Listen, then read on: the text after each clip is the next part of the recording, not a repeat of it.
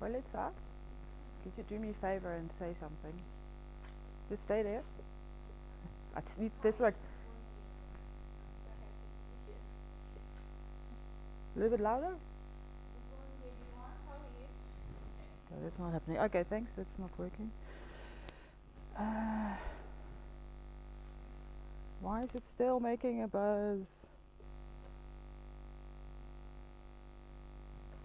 That's not cool.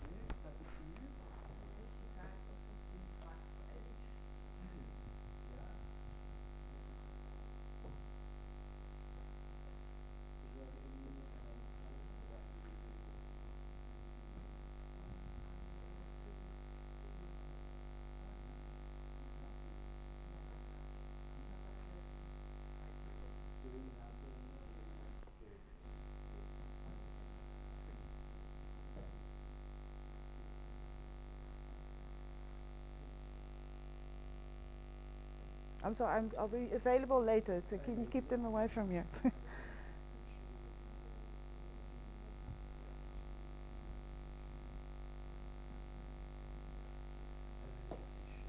Bathroom is just here. Yeah.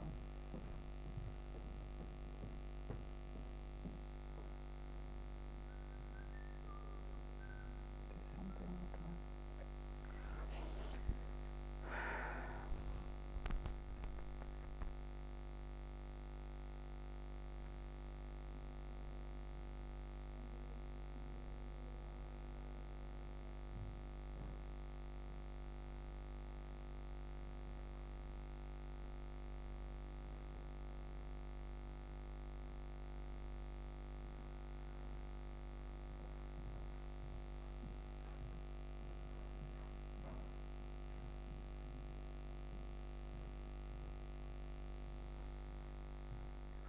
Myself is hard. So I don't know what's going on.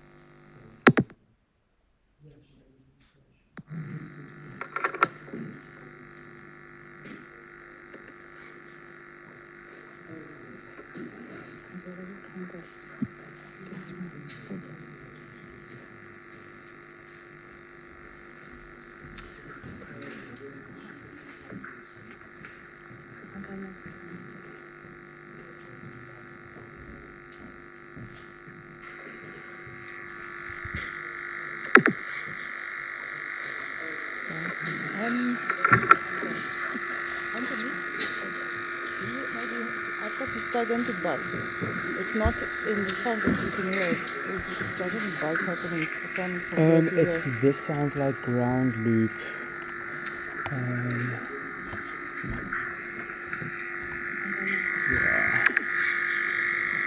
You can take this out.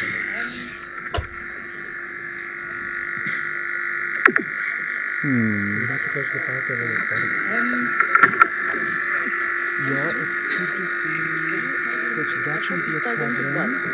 It's not in the sound that you can hear. There's a gigantic buzz happening from here to here. This sounds like ground loop.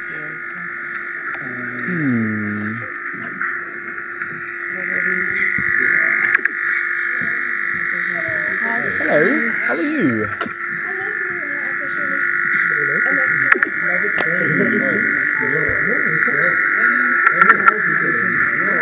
There's also, I saw, I'm really busy at the moment, so hi, morning, yeah. Thank you, yeah, morning. Okay, this is. Yeah, so the issue isn't coming from there. Well, it is a lag though. That's not on. Hello, how are you?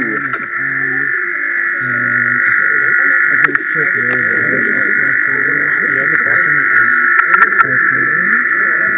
I saw, I'm really busy at the moment, so hi, morning, yeah. Thank you, yeah. That shouldn't be too much. Okay, this is. Yeah, so the issue isn't coming from there. Well, it is a lag though. That's not on. Hello, how are you?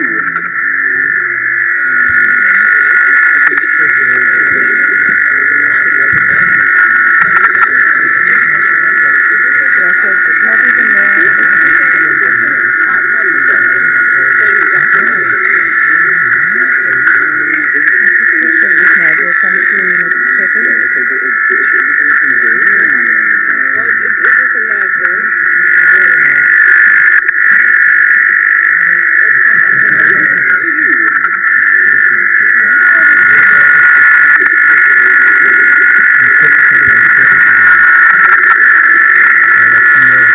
Yeah, check those. They are plugged in tightly. They are properly plugged in.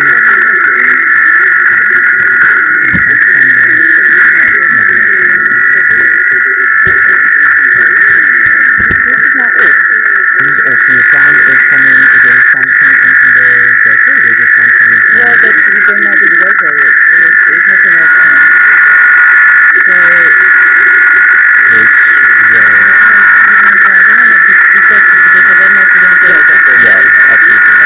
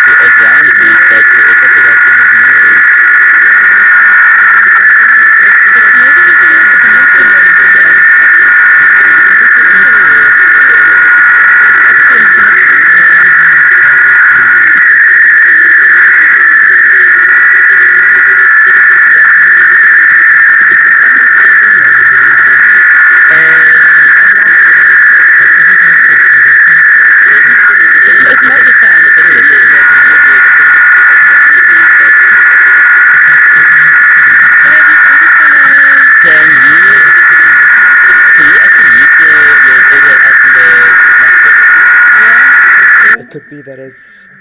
Let's give it a moment. It could be that it's producing a feedback.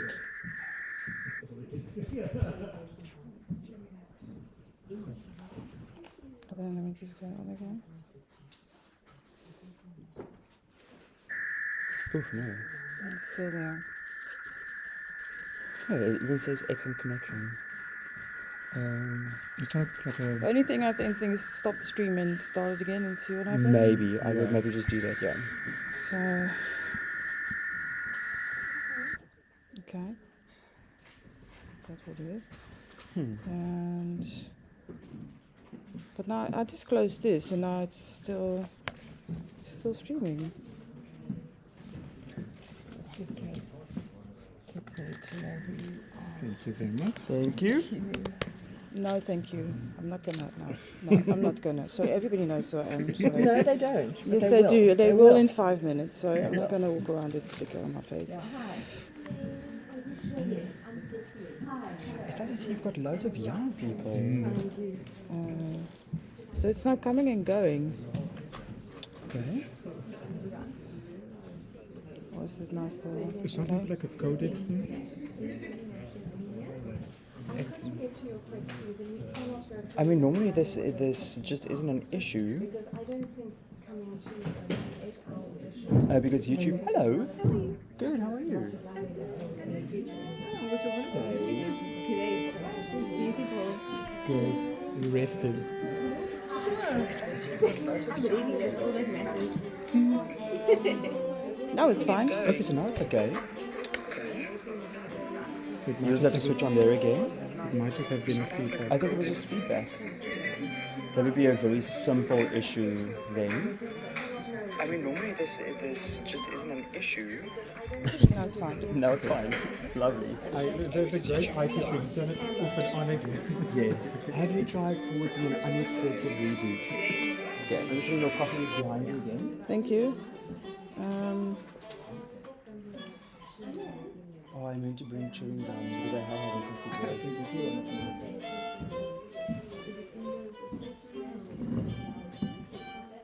Just have to make sure that your hands are clean.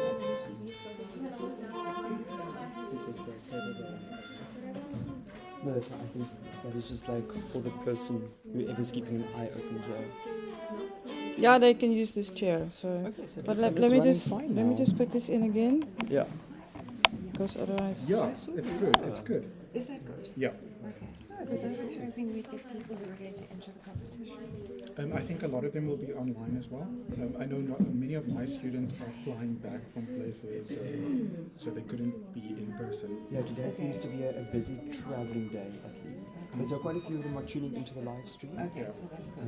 One of our Oh. postgrads is sick today, so you can't be here anymore. Which one's that? He would have. Oh, he didn't even bother. Yeah, he was.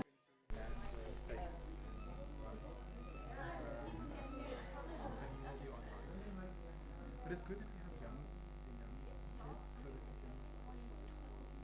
Yeah.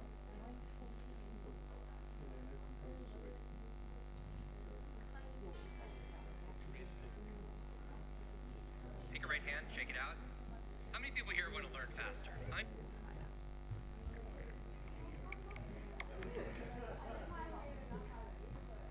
Dance again.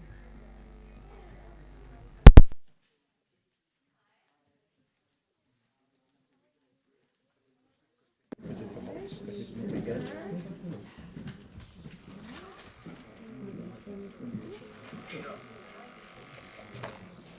Oh, we go again. Okay, so what did you do Nothing. like 30 seconds ago? Did you plug in anything or plug out anything? I just plugged that thing in. Learn faster. Huh? What's That's happening a on my? power cable. Yeah, The white that's my one? part, yeah. Yeah, it's the So charging. maybe that should just not go over the XLRs. Okay, so. Let's Does that see. fix it? Let's see if we can actually just bring it around everything. It shouldn't mess with a GoPro, but then You never know. you never know. Having to change these. I just How plugged many people that here thing want in. to learn faster? Huh? What's happening on my?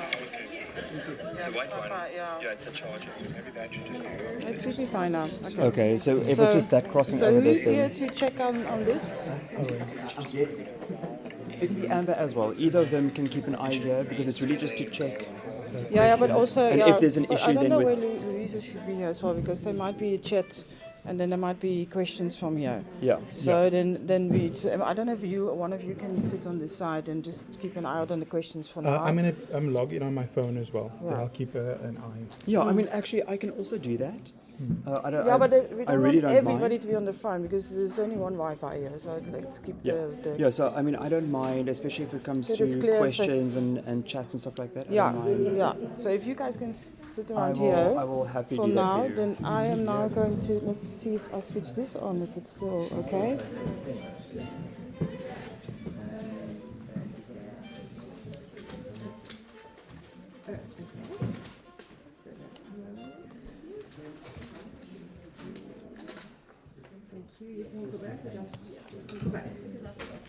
Okay. All right. Let me just stick you there. Right. Thank you.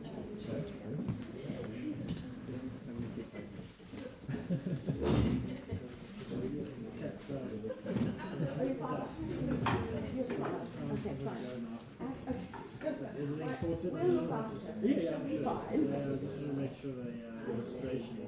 Yeah, that's right. She just needs a new It's not.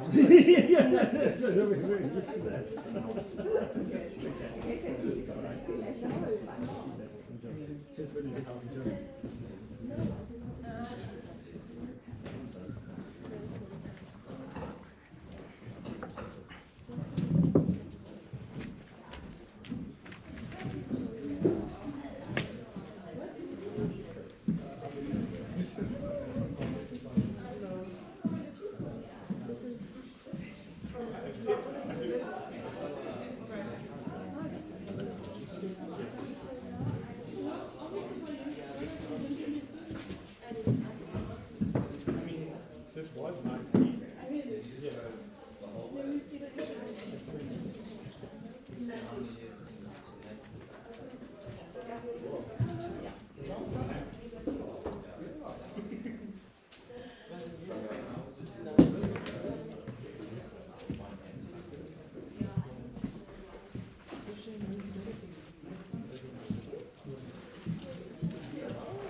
How are you?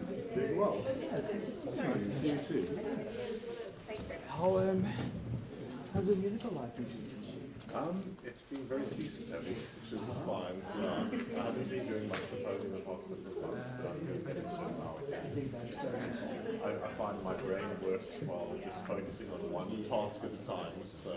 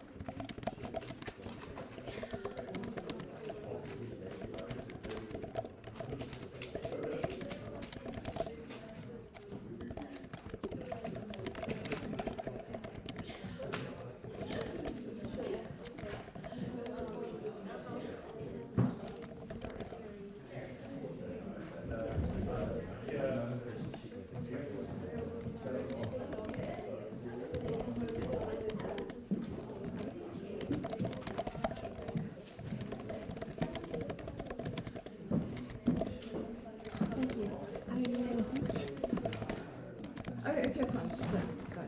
Thank you. Can you find a pen? Yeah, it's just across the road. Definitely.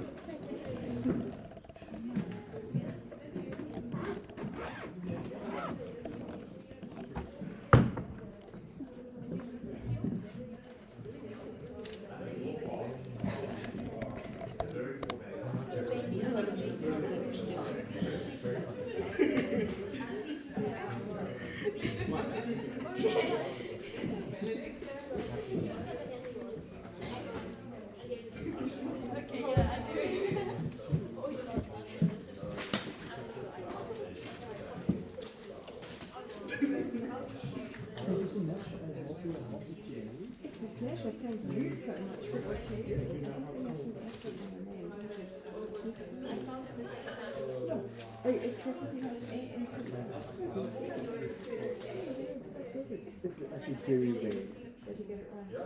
Yeah, and very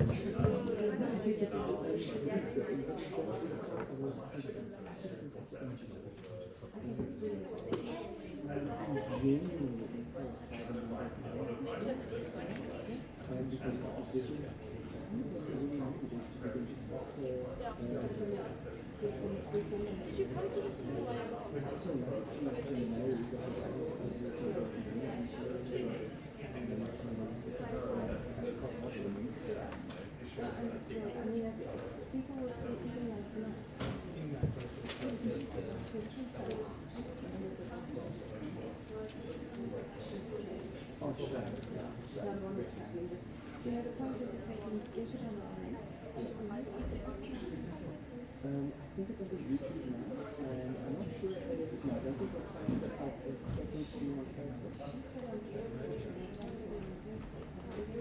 Okay, so I will make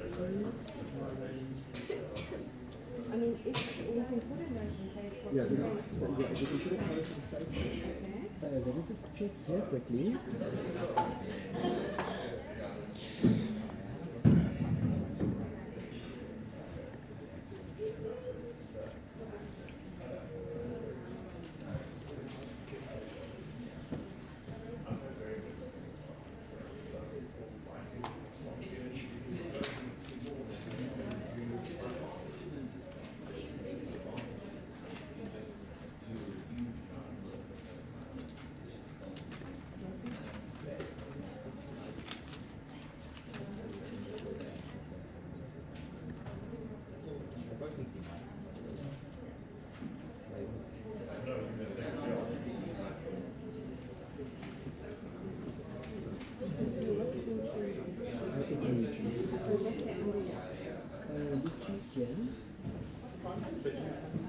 Is it already up?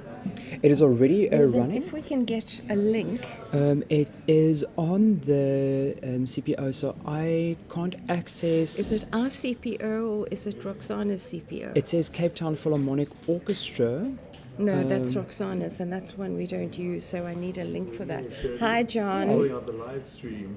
Yeah, we're just trying. We should. He's a whiz at this. Yeah. So I need. We've got the live stream running now on YouTube. So it's just getting that through. I'm going to. I know what I can do. I can. I'm going to copy this, yes. and then I'm going to send it to you via WhatsApp. Actually, I'm going to message you. Okay. On Facebook on Roxana's account, which feels very. Okay. She and I are on WhatsApp. Would that be easier? I just don't have. Okay. I don't have access to because this is her laptop. Oh, okay. So. It's also now because it's running the live stream. Everything is a bit slower. I want to close. I'm just going to close some of these extra tabs just to free up some resources. You're so clever. I don't know what you're talking about. Okay, I'm just going to. Oh, I've told them Facebook, which is what you said, but we're putting No, it on I put- YouTube, so so can now I've you- got to can you- change it. No, yeah, can you Oh, cool. put this link on Facebook? Oh, no, yeah, that's fine. I was just No. waiting for it to come No, through. this, you put, I sent it to Louisa, who's supposed to be here now and supposed to help me, but she's not. You're not the only one who has problems with. Because I can't go into Facebook because I don't have the link. Yeah, I could have given you two. I can't log into Facebook on your page, so I thought I'll just use this. And it was working, so I'm like, it's working. It's working, yeah. I'm not yes. trying to change yes, it. yes, Okay, yes. I can take that off now because that's there. And then they can find it like that. Right. If Okay, anybody nice. is SMSing you whatever, then they can find it. Yeah, the streaming is a bit better on YouTube because it saves your video afterwards. So Yeah, I'm then on you Facebook can. as well, so Oh, do they also save it now? Okay, okay. I just don't know how they're gonna. Because I was thinking to stop it after every segment and then save the 1 hour and 15 minutes, and then because otherwise we have 5 hours of. Is that possible? I don't know how that works. I think you can pause your live stream and then it will. save. Yeah, it will simply have a window up. And can you then save in the meantime? In the we go. meantime, There we I go. don't think you can save. I think you can only save after the whole thing is done and you actually stop. But is it possible to save 5 or 6 hours of live stream? Yes, and It you is. can, and because afterwards you can also edit that on just on YouTube the and cut YouTube. out the yeah. Oh, so that it will just save the whole thing, and then I can still in the studio. I can still cut it Yes, out. and so you can just cut out the That extra was my main parts. thing. Okay, Yeah. cool. Okay. Let me know if you can hear me properly, because I do have a handheld and I can use that. But if you can hear me, that would be great. But just, yeah.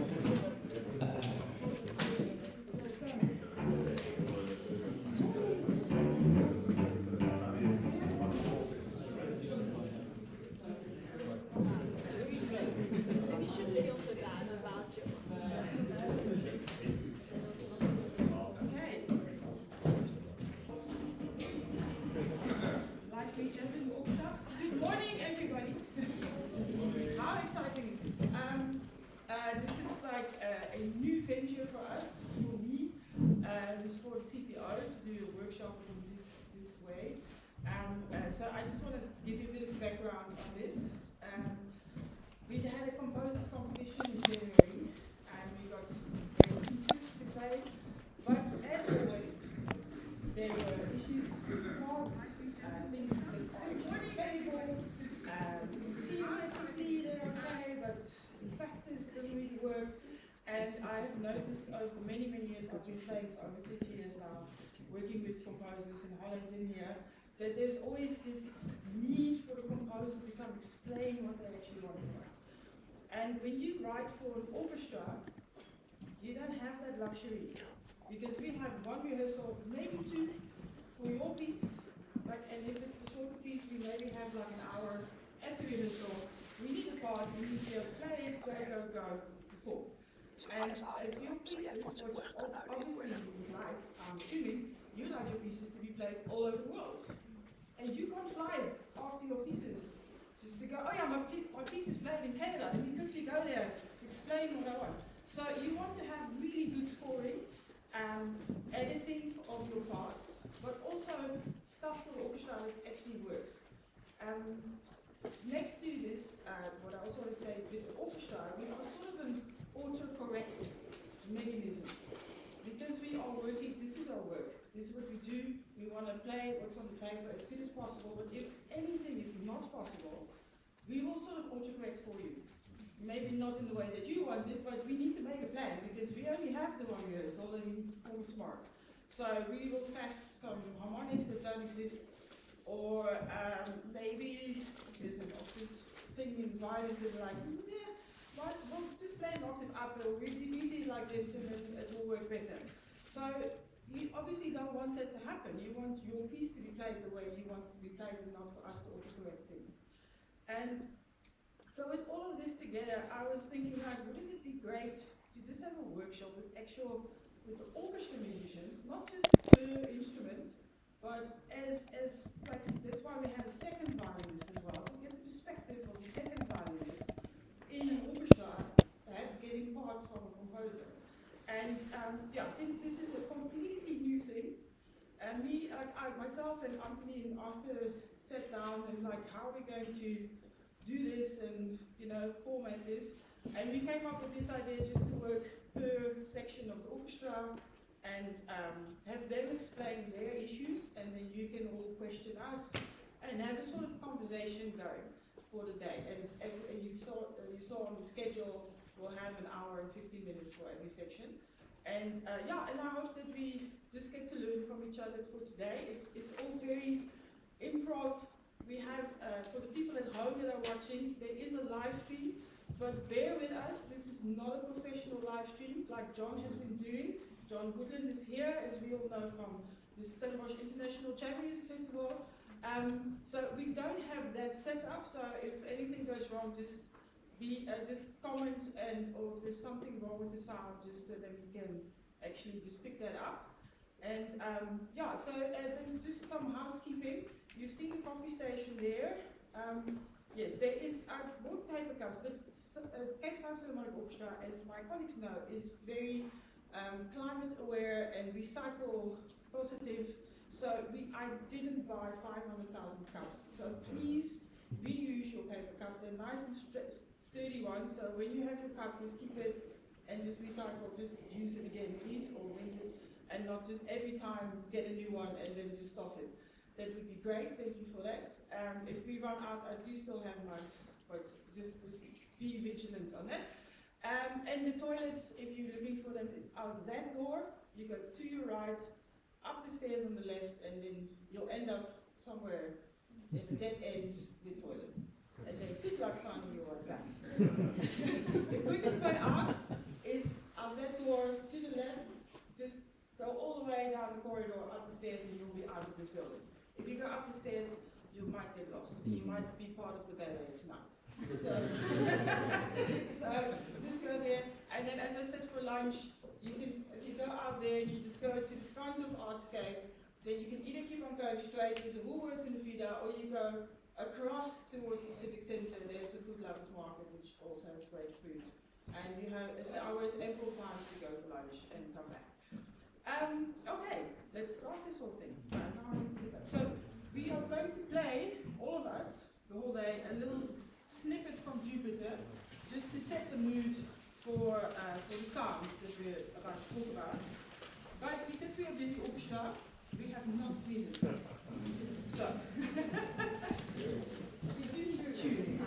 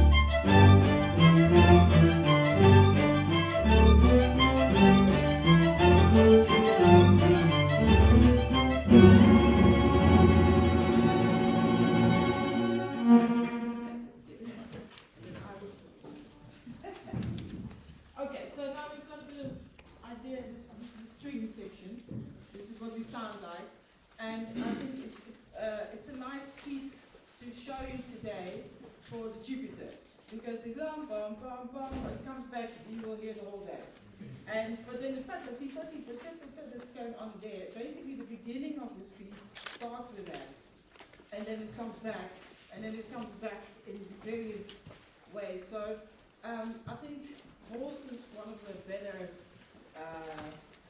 score writers, and he made really good use of the instruments. And yes, I'm playing rooms, but that's what this instrument's made for. It's not going to make sense, and then they play just slow, so this is a great example for me just to, that it's properly written for the instruments. So now I'm going to go, should I start with you, Mayetta? Because I've asked everybody to come up. This is our time to finish. Yes. So just let me know if you can hear, otherwise just speak wide. So I'm not going to speak about this piece that we just played now. I just made a few notes where I will say generally things that we have seen that are wrong, or maybe not notated so well. And for example, if I can start with tremolo and measure, often we don't get it really rightly notated. Tremolo has many lines, four or so. I know many of the things I will say is obvious, but some of you might have forgotten it or something.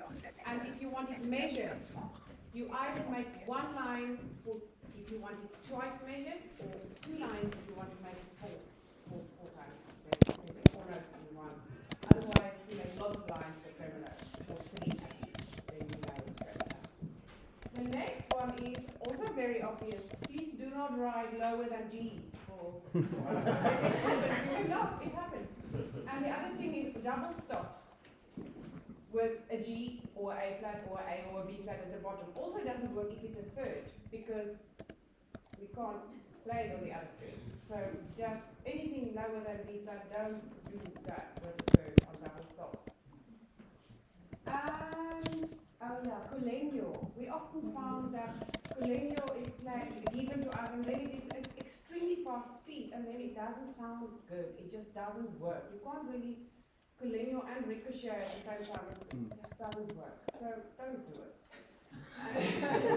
And then, oh yeah, another one which we often get. I know cellists don't like the ledger lines.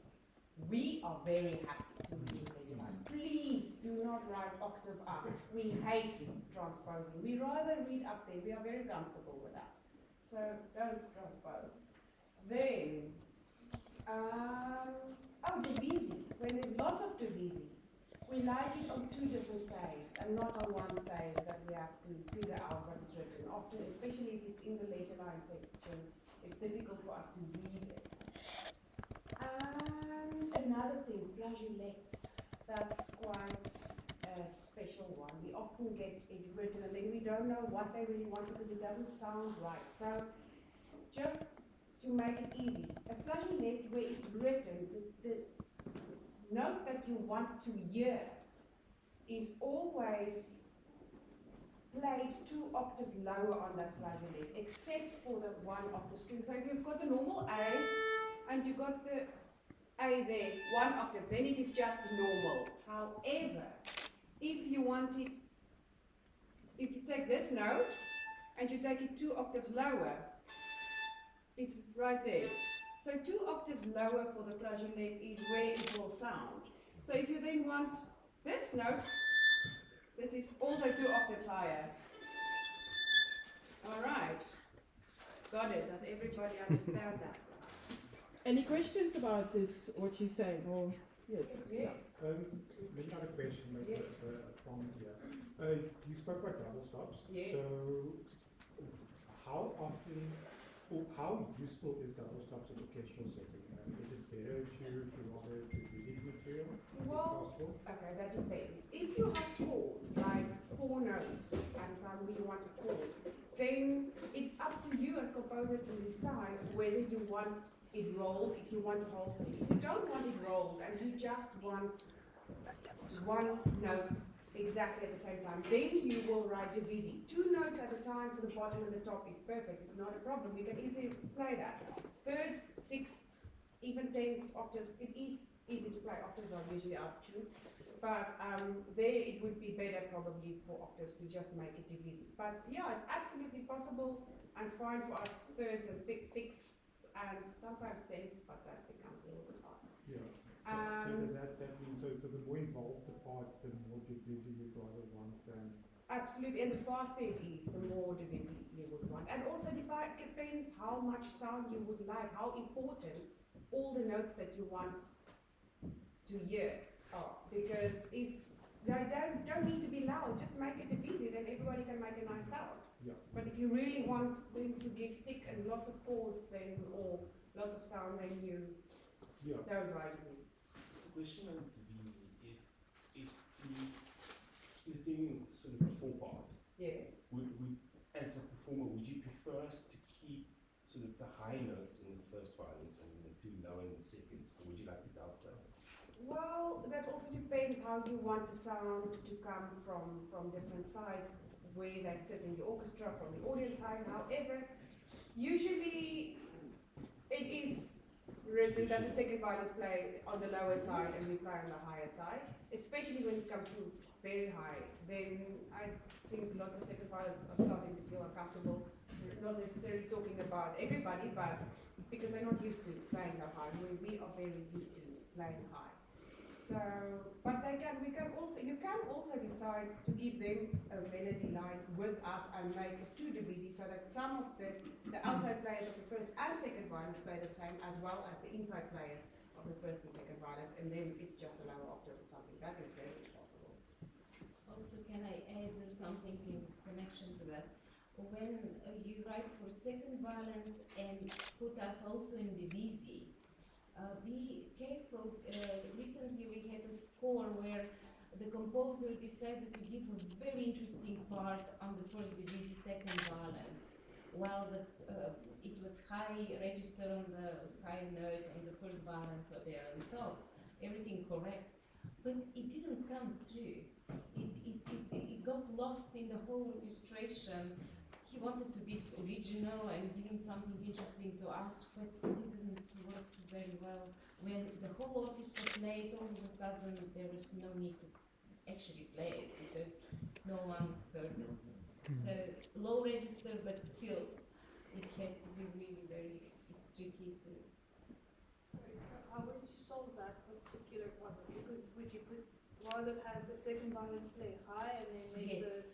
I would give the interesting part in the first violins, as much as we want to also have something interesting to do it, but it's wiser to give it.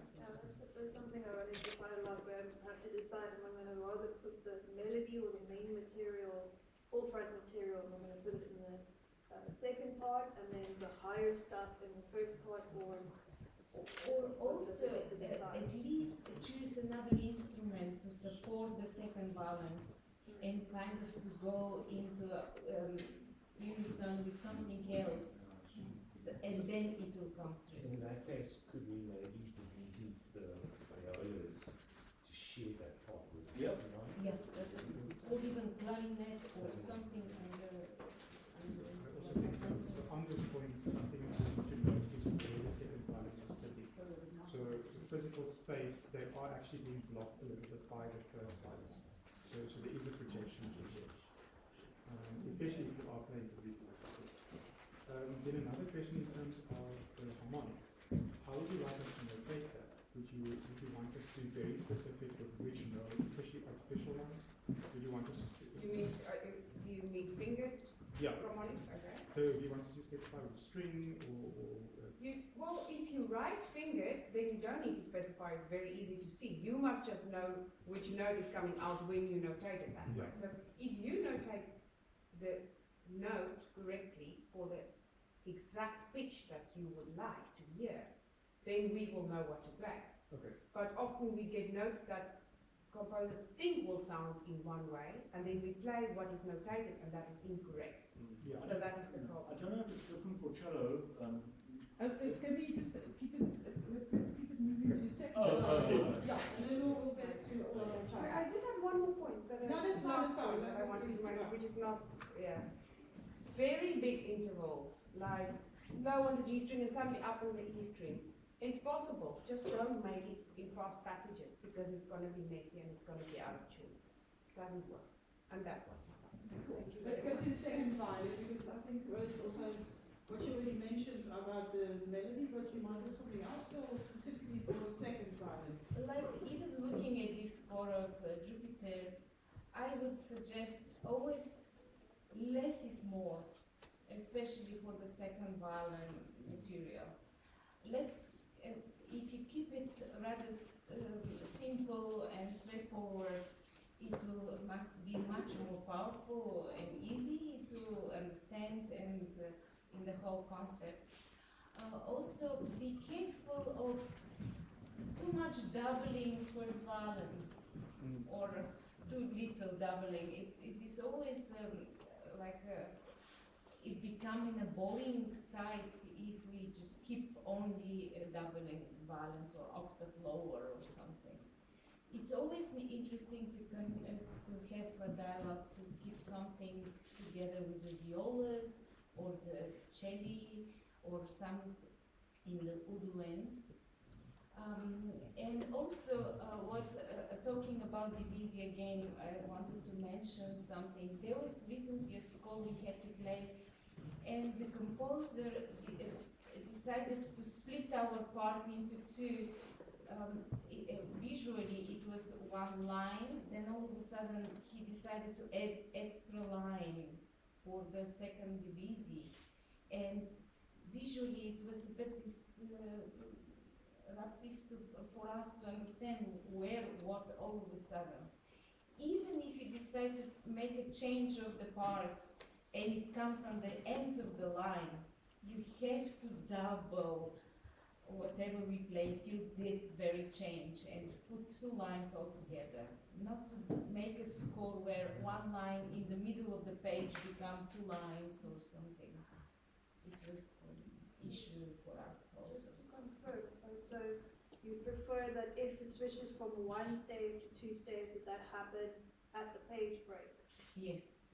Yeah, or line break. Line break. I mean the next line, the next bit. Okay. Yeah, on the next line. So it's just not, yeah, on the parts. You can write a thing that has just what they're playing above. Here's actually a very good example. So you have two, there's suddenly one, and then it goes back to two. So you don't have this thing also double. Yeah. So, I think everyone should have the parts for Jupiter No, as well. you also did you copy all the parts? Yeah, some of the parts. So you should have a full parts. Yeah, we'll think about something else. Hi everyone, I'm just going to stand because I see there's some people that can't see. So the viola is a very original instrument in many ways. Well, not in many ways, just actually a few ways. But so the general thing of today is obviously to get an idea of the instruments and stuff. And I think for a composer, it's very important that he is very acquainted with the instruments that he writes for and knows exactly what they sound like. The viola has a very different sound compared to the violin and the cello. The viola, I link it more to a double bass sound. The cello and violin, they can be very strident instruments, but well, they mostly are, where the viola and the double bass have darker sounds. The viola sounds is a bit more nasal, and it often sort of gets a bit in the dark when there's a lot of stuff happening. And therefore you have to know the sound. Also on the instrument, the difference from the lower strings to the higher strings, it's a very different sound color that you get from the instrument. So you have to know what they are, because they are very original and they are very useful if you use them properly. I can recommend you look at this book, orchestral training pieces for orchestra, whatever. For viola, there's for each instrument in the orchestra there is a thing like this, so audition pieces. I think this can give you a good idea of certain excerpts in orchestral compositions to know how previous composers used pieces. Well, then you don't have to like listen through hours of symphonies. You can just look at this because all the examples are there. Very nice solo parts such as the Bruckner's Fourth Symphony, second movement, where he composes a very nice full page where the viola section is so important and it creates complete sound color and atmosphere, and the rest of the orchestra is completely behind. And if you have a look at that part in an orchestral score, you can also see how Bruckner did that properly, to see that the other instruments are not covering the viola part in the section.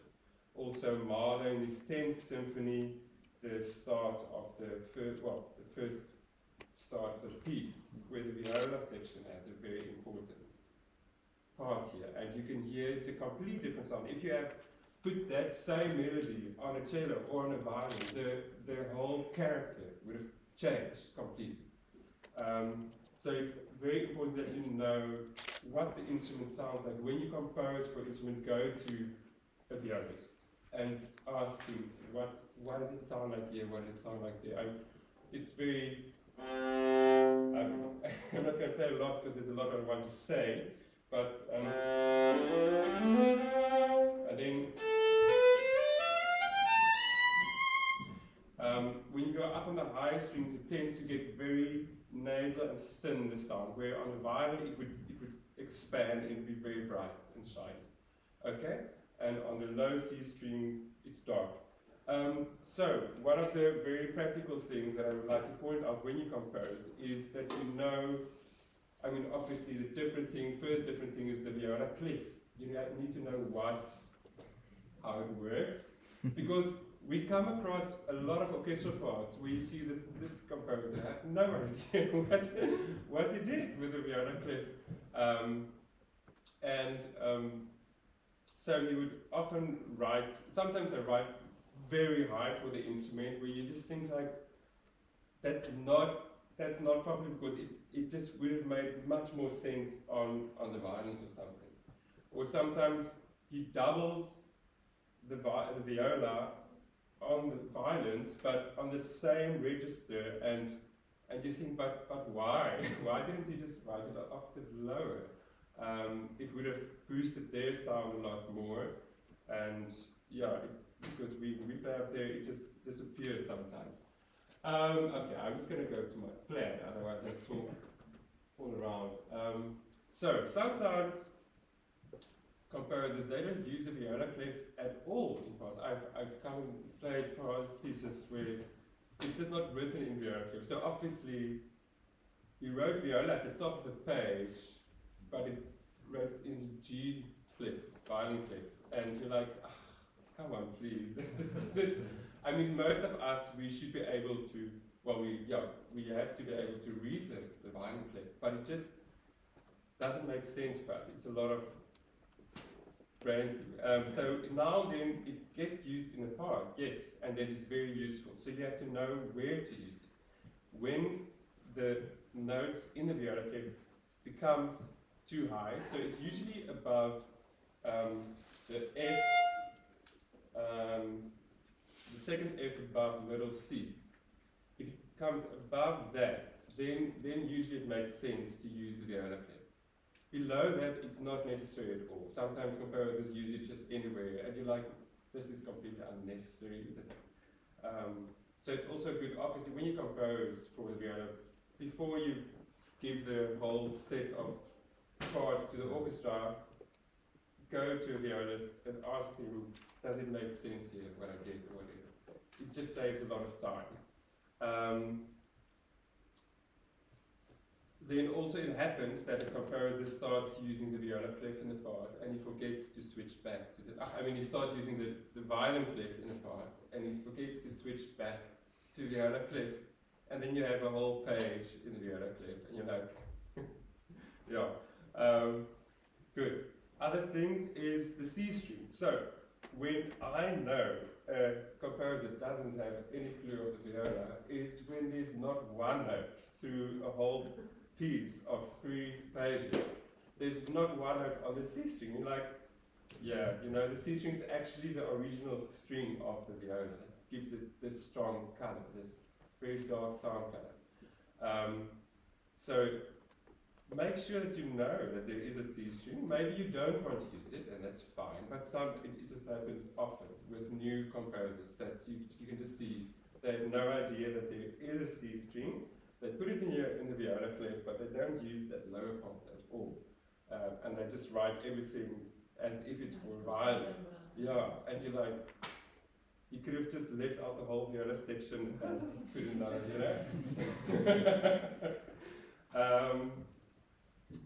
Good, and obviously then the other thing is also, like Marietta said, for the violins, don't write below a G. For us, don't write below a C. The only note that you can write below a C is B sharp. Okay. That is useful in some compositions. There's a reason for that. But yes, that's it. Good. Right, so the sound that I spoke about, and then the other things I also want to point out, the flageolets, the double stops, and tremolo that Marietta already said. Doubling the violins as well. Yes, like I said before, we come across conditions where the first violin, the second violin, and viola is playing unison in a register, which doesn't make sense. And we'd rather be useful more to play along with the cellos or something. Also, texture-wise, I mean, the viola is not, I won't say it's a weak instrument compared to the others.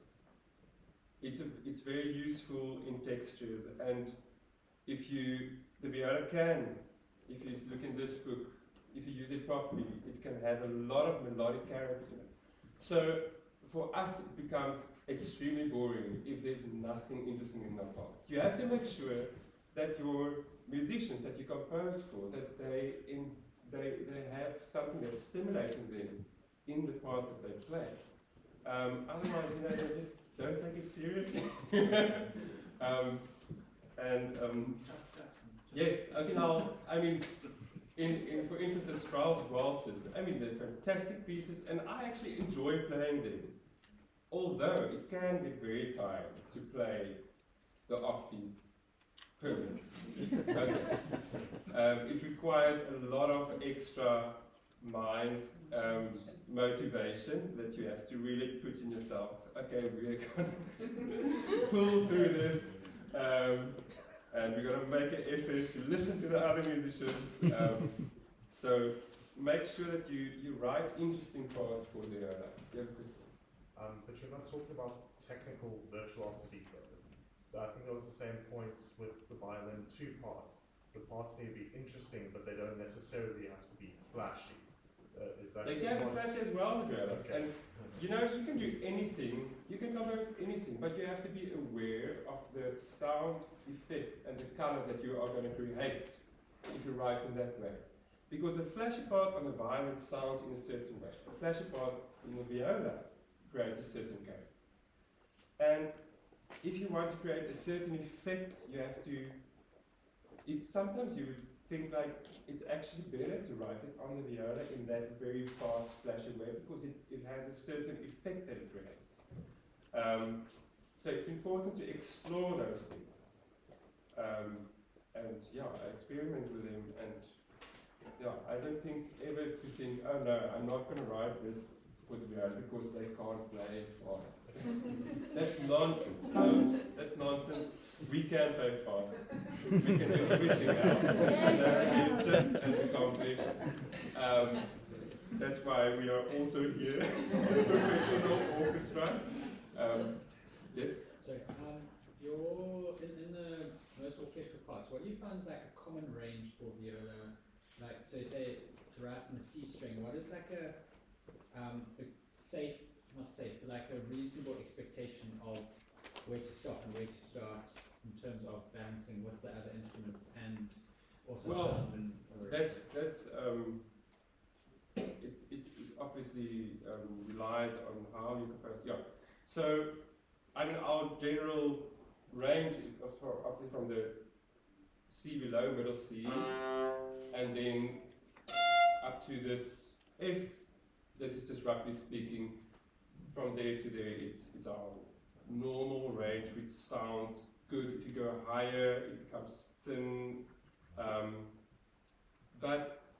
So the C string is very, very strong. But if you write for the whole orchestra, also in that tonal range, at the same time, then sure you're going to cover it. But that's the situation with any other instrument, I think. It's a range. If you want something to stand out, you make sure that the rest of the orchestra is not all playing exactly in that same range. And you have to keep in mind the sound color. For instance, if you think about the oboe, they usually are quite prominent always. The viola is more prominent when it's on the A string, but are the lowest strings on the C string. If you cover it with other instruments, then it's gonna disappear, unless it did by itself. Only viola and others are gone. Just at the end of everything, you'll find a list of ranges. That's a summary of all the orchestration textbooks. And they've got some nice descriptive terms also for which area you should go in. Okay. Beckett, are you Yeah. done painting? I think it's... Okay, right. Well, of course, the cello is by far the most versatile. And yeah, we can do bass line and nice high melodies and like middle filler, so we can do everything. Biggest ranges. And for normal notes, not including false harmonics, which you can go much higher, our range is probably about just over 4 octaves. I mean, the top note of Elgar concerto is just 2 octaves and 1/3 above middle C, and our bottom string is 2 octaves below middle C. So you can think of it that is the range. I wouldn't use that entire range for writing for orchestra. I think I would skip mostly the last octave of that, because I think most orchestral musicians won't be too happy with you. So I would say 1 octave above middle C, maybe 1/3 above that. Stick to that for orchestra. But of course, if you really want the high cello sound is really important to you, you can write higher. You can do it. Just wouldn't do it all the time. And not needlessly. Like if it's something you do in the viola or in the second violins, rather do that. Now, the other thing is ranges as far as what clefs to use, because now we have 3 clefs.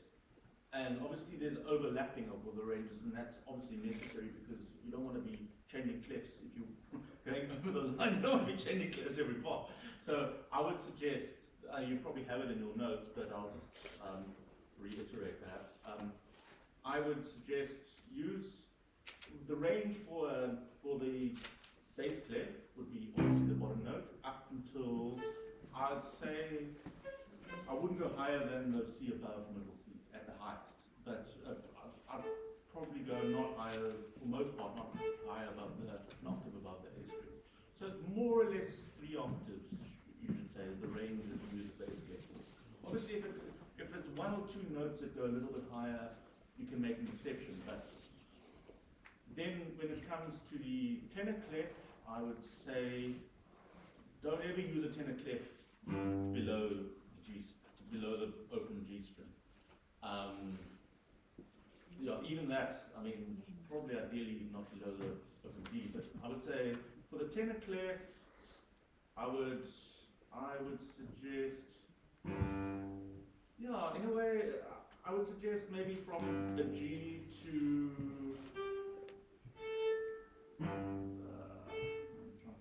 maybe just a fifth higher than what you do for the bass clef. And then for the treble clef, I would say nothing lower than the open A string, and then obviously all the way up. So those would be, and obviously the idea is to change clefs as little as possible within reason. So you're balancing the thing of having a continuity and also writing in the right register. Another thing to remember, avoid using more than, for the most part, using more than 3 ledger lines. So if anything, 4 at a stretch, but I would avoid much more than 3 ledger lines. As far as flageolets go, well, basically there's two ways to indicate flageolets or the cello. One is to actually write the pitch, just the pitch and the dynams, whatever. The other way is to show how to play, which is basically just put what finger you put down hard and where you put your other finger, but that doesn't tell you the pitch, it'll tell you how to play. The pitch is difficult.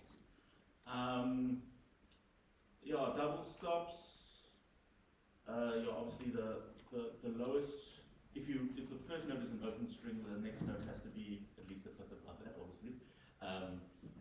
But I mean, you can have a third if you start with a non-open string. Like having to play a fifth with one finger and then like a second finger just after that. It kind of, this finger gets rather difficult. So I would avoid. Can you maybe show us that? Okay. Yeah. Basically, if the lower two notes is a fifth, it's better to you want to make the next interval bigger or the same. Because if you've got a fifth there and you play a one there, you can do it, but it's like this finger has to be flat, and then and also must not tap that string. So a lot of turn this way as well. okay. Yeah, see, if you're playing over like that, and then you kind of bend this finger up so it doesn't touch the string, and you want to put a one. So rather make if the bottom interval is a fifth, and you want it to be a full way, then at most at least another fifth or higher. Is that a triple stop? Yeah, that would be a triple. Or I mean, and whether it's a triple stop or a quadruple stop, whatever happens above that, basically. So, what was something else I was going to say? But, I think that's mostly it. Actually, I think that's more or less covered. Can I also? We were talking about composing virtuoso music.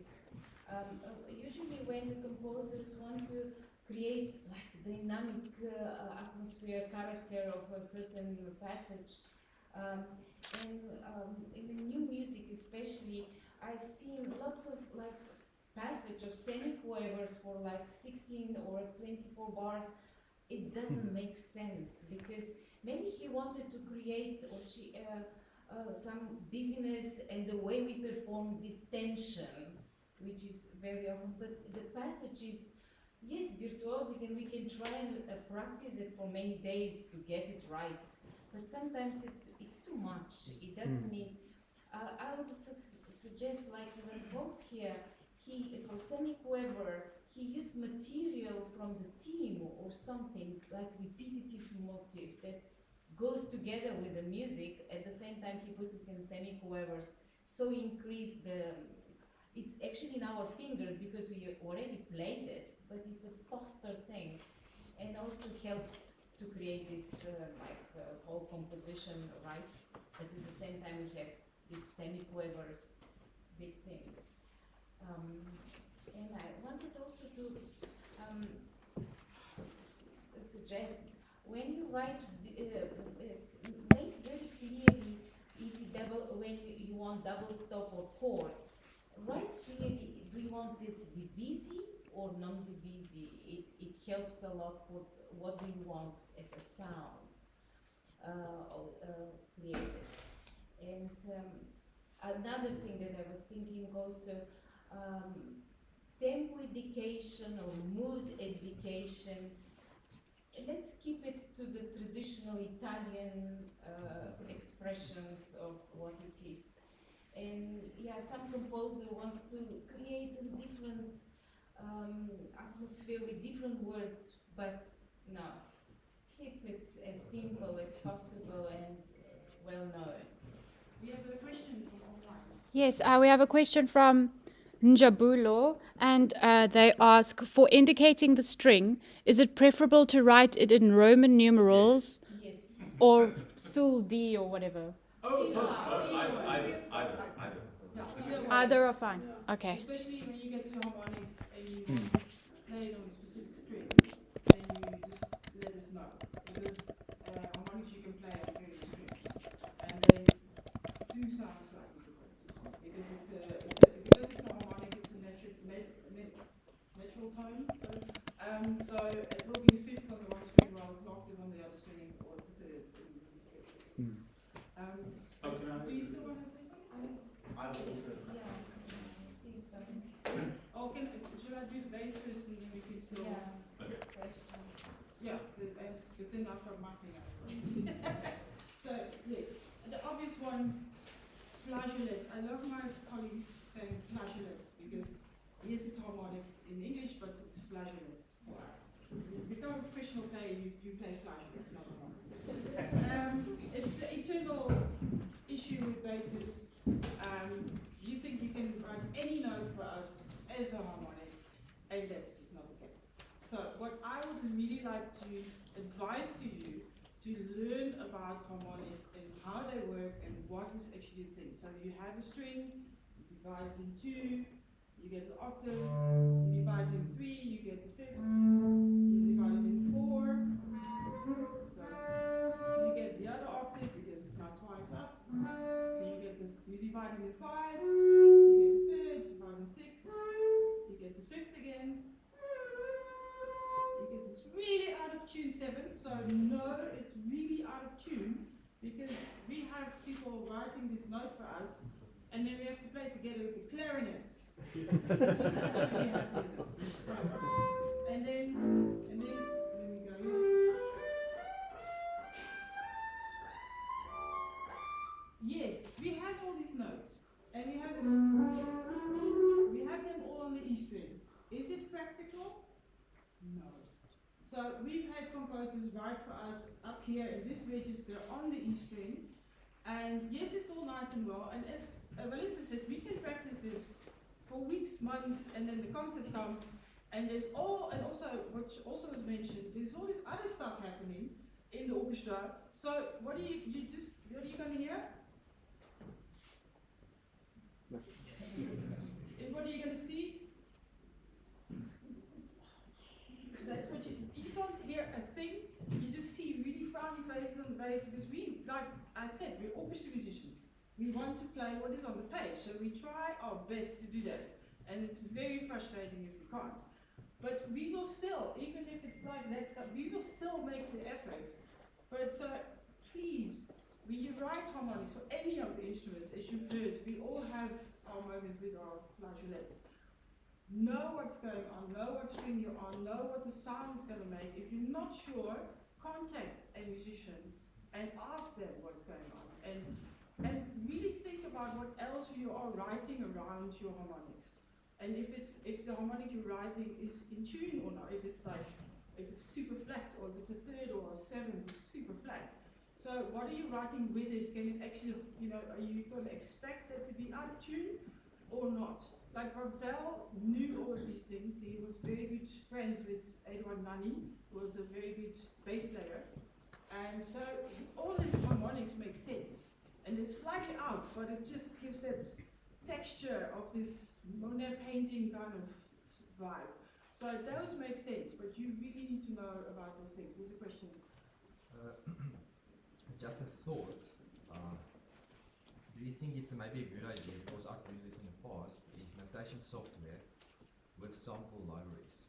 So you can listen to the music that you've written, and you can see, okay, listen, you can't hear the violins here, or you can't hear this. That's a point I want to just, So you listen to it, and then afterwards you can like literally manually set the volume of all the instruments in the orchestra. I'm going to actually talk about that just now. Okay, so that was just a thought, because I see a lot of the problems that you mentioned, all of you mentioned, is the composer can't hear the music, but physically hear the music and physically hear the note. You can't hear the second violins there. That special piece that you need to play, but you can't hear it really. So it's not what's the word? But it doesn't make sense. Yeah, I think it also comes with experience. So let me move on to the point that I wanted to make. So a lot of you guys compose on either musical or Sibelius these days.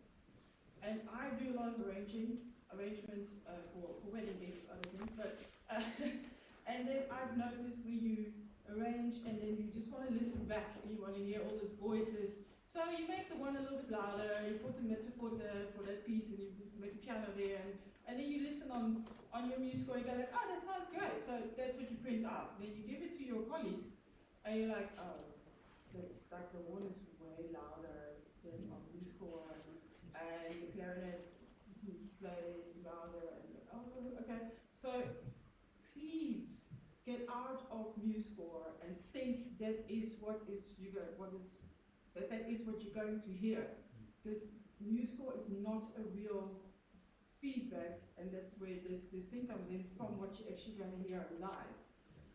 So you really have to start looking probably into, I think Anthony and Arthur can maybe back me up here, listen to scores from Mahler, Beethoven, whatever. Look at the scores, listen like, hey, hang on, I hear a horn solo, what dynamic did he write for that? And okay, so if I write this dynamic for the second violin is doing that in Don Quixote, or like this beautiful viola solos in Don Quixote, Don Quixote, sorry. Keep on saying it wrong. I'm saying it in Dutch. So, you know, look at that score and say, okay, so if I want the viola to hear as in that sound range, so this is where it's playing, everybody else is doing that dynamic, so that's what I need to write for if I want to score in that way. So I think if you have an idea of having a second violin play a solo, or the bass play a solo, look at the repertoire and see what the others have done. They have invented the wheel for you. So really dive into your scores. Are you agreeing with me? I think we spoke about this at some point as well. Can I add something here? Even with really good samples, don't trust them. They're recorded in an anechoic chamber, so it is a perfectly isolated sound, and it is balanced for film work. So it will work. I mean, you can take in, even with something as brilliant as East-West, you can write for your flutes at middle C over a full orchestra and you'll still hear it because it is made to work that way. What I'd suggest you to get your ears into like real orchestration, don't go to concerts only, don't listen to recordings, go to rehearsals. See what the orchestra also struggles to balance. And that's really where you're going to hear, because like someone said, I think you said, orchestral musicians autocorrect. So even like you said, look at the score, but then don't trust everything you see in the score either, because the composers that we sort of venerate also made mistakes. Most also like, let me just like this, when we see piano in our score, it's not always the same. Yeah. The piano is related to what's going on around us. And the fortissimo is also, there's fortissimo, but you also have to look at, is this still fortissimo? Because that fortissimo is like medium. You have to sort of a scale of 1 to 10, and where's your piano? Is it on a 3 or is it on a 1? Yeah. And or you know, you always, and then you balance it out with how many players are playing, and do I need to give a bit of bass, like oomph? So now piano pitches on maybe more mezzo forte, and so there's always this vibe that goes on as well. So but my main thing is don't trust your computer on dynamics, and it also comes, and you're going to hear from other colleagues as well, because also your computer gives you like a theoretical range of stuff and dynamics, but it's in practice it's not going to happen for you. You can make certain instruments start super soft on high notes on your computer, but this is not going to happen. And you're going to hear it later today as well. I just want to come back to harmonics, because the artificial harmonics is all nice and well for these people over here, because it's not so heavy. And they have a first finger, and I think for the hand it's a little bit less hectic. Cello, it's not so heavy to press down, but for the double bass, it is very heavy to have to press down a thumb. Let me come forward. To have to press down a thumb down here and then play a harmonic and hold this down for a certain amount of time. I'm going to get an injury here, and I'm not going to risk that, so most of us are just not going to play. But also, with double basses, you have to understand we have different instruments. You have solo instruments, we have orchestra instruments. So when you work for an orchestra, you will have people playing on an instrument that's set up for orchestra, which means the strings are higher, it's a higher action as we call it, and it will be more heavy to play up in thumb position. So that solo sound that you know from a double bass is difficult to get on a setup for orchestra bass, and most orchestras will have the orchestra setup for bass because you need the higher action so you can play louder, there's more vibration in the string. And if you play at home your own solo bass, or did you play other stuff on, it will be less hectic to play, it's less heavy to play on. So when you write for orchestra specifically, just make note, just write for an instrument that is set up like very heavy, so you get a lot of sound, but it's not very virtuoso set up. So harmonics might not come out so easy as well. Artificial harmonics, rather stay clear from those. And also, if you do one, just remember that our hand's only this big. You know, I can't play artificial, like, there's a limit, you know? So again, if you have any questions, you're really desperate to put an artificial harmonic on a certain height on the double bass, because that's exactly the color you want, give me a call, and I can tell you if it's possible or not. And that's also, yeah, so that's where the harmonics come. And then I just want to touch on the clefs as well, because unlike the violins, we don't like ledger lines. And he was very kind to you, Eddie, I must say, because I've thought about the tenor clef. The tenor clef, use it just for middle C for one octave. That's it. If you go lower than that, it starts being hieroglyphics for us. We really go. It's very interesting how your brain works. You can read it fine. Between that octave, you just automatically switch. Below that, it's like, oh God, between this and E, we have to start writing note names like you're a beginner, because we don't read it, and it's really awkward to read. And then, I should also say, like, and then what Petrus also said, then you go into tenor clef, you forget to switch it off.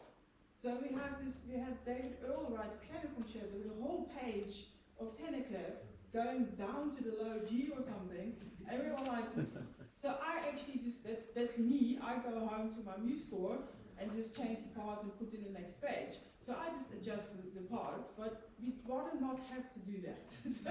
So when you write tenor clef, just stick to around middle C to an octave up, and from the G, basically up, then you can start using treble for the double bass at least.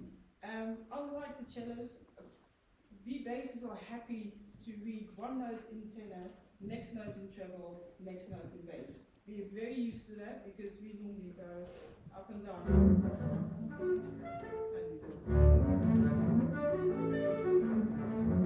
So you can't, those notes are like 4 octaves or 3 octaves at the moment. You can't place them in 2. So we very much used to reading bass tenor, one note treble, and then just go down again. So for the basses, rather change than go too far up or too far down. That would be a better way to score us. Then the obvious notes we play are the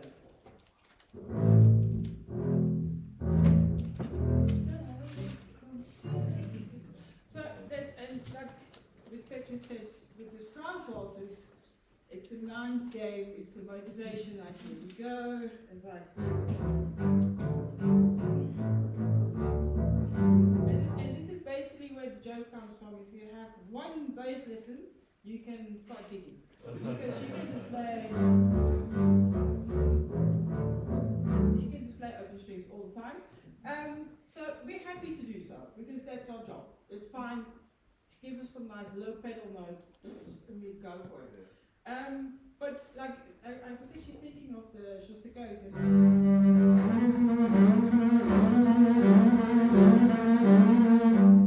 That you can also write for us. We love those things. But you can hear it's an effect.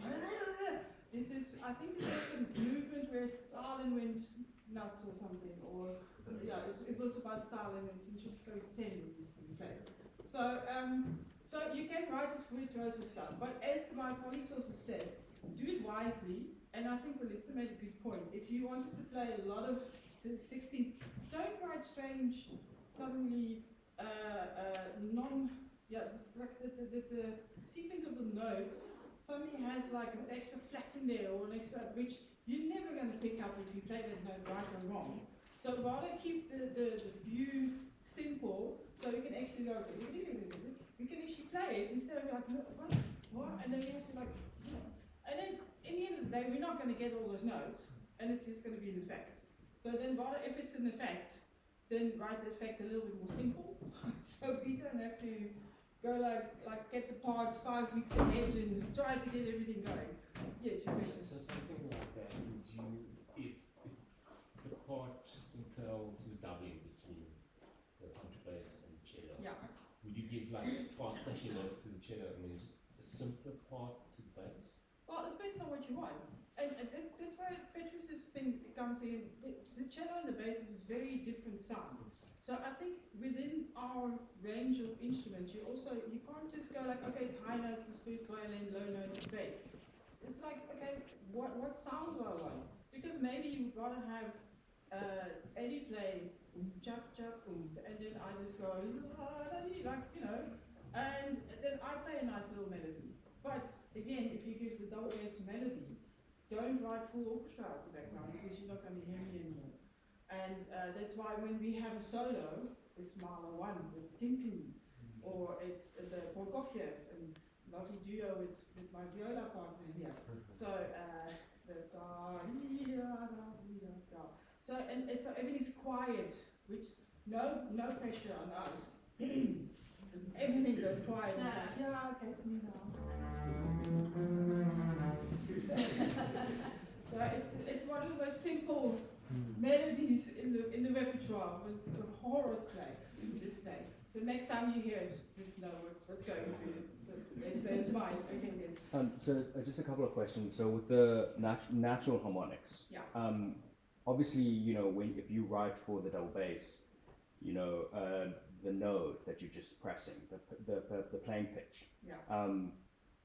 The sounding pitches obviously can sometimes be like several ledger lines above, you know, and so I'm just wondering, generally, when you're writing natural harmonics and you're choosing to write the playing pitch, the performing pitch, not the sounding pitch, do you also want to see the sounding pitch, or would you prefer to just see the playing pitch? Yeah, because like the nice thing for the double bass, we have this fabulous harmonic range here. So we can.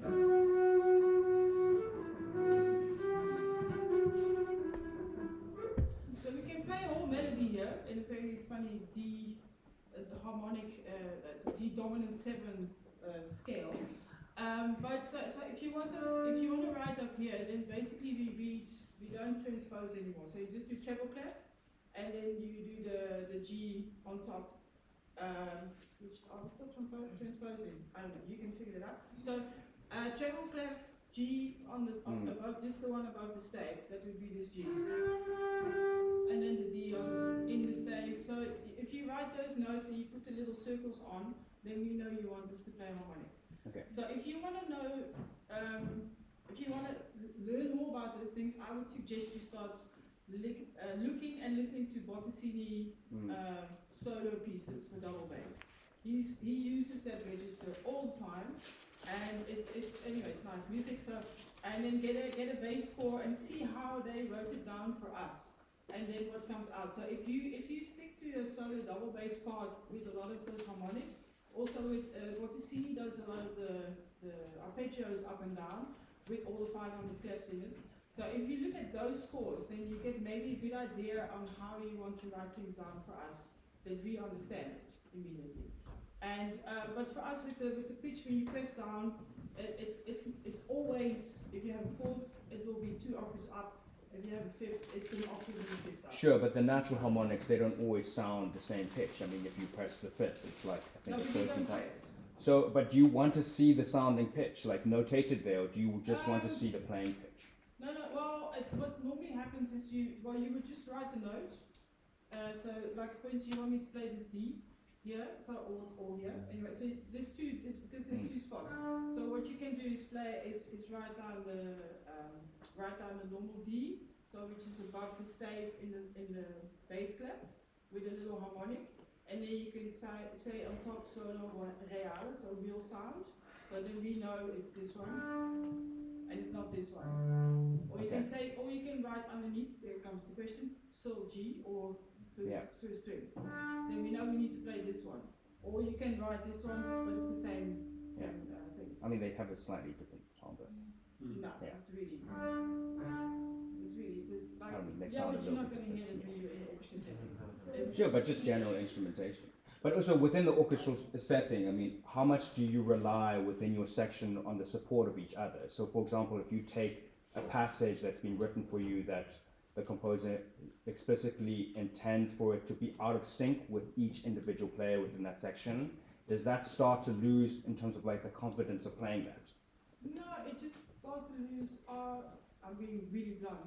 Like why? Like for example, if you have a cluster. No, I'm like, why are we doing this? And what is your purpose with it? Can I say something? Yeah. If you want that, then tell us that you're doing it for that reason. Yeah, of course. Then we know why. Sure. And then it doesn't feel.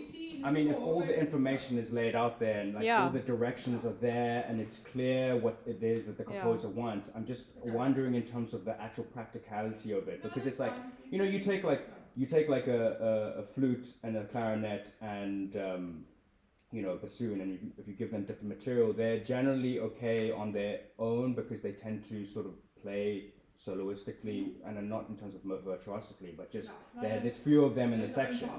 So within, like, say, a cello section or violin section, if the effect, the desired effect, which is clearly laid out, saying that like play out of sync, do you, like, are you able to do that confidently, or do you rely on the support? Do you tend to rely on the support of your section partners to be able to sort of get a clear sound? Depends on the individual. Honestly, so I think, like, for me, what my opinion about that one is an interesting question. We are trained to play together, yes, and that's our automatic thing that you want to, but so you have to sort of switch your mind, like, okay, I'm not going to play together with you now. But once you know that, then you can be out of sync.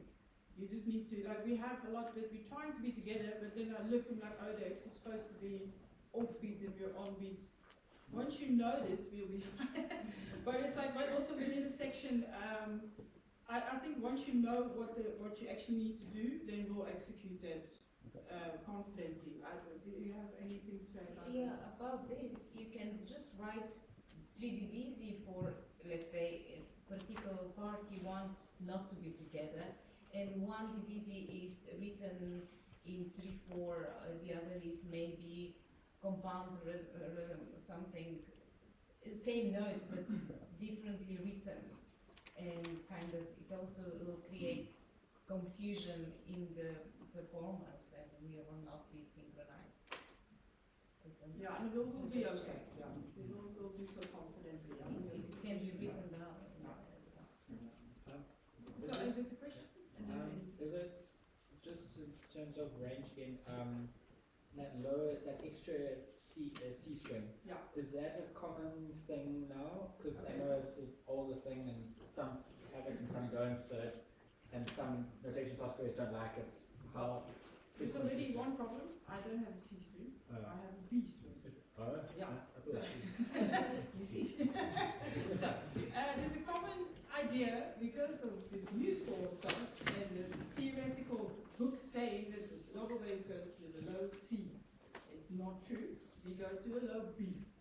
Because a 5-string, to me, it doesn't make sense to have a low C here. I'm suddenly in the third, I'm playing chords. My mind can't handle it.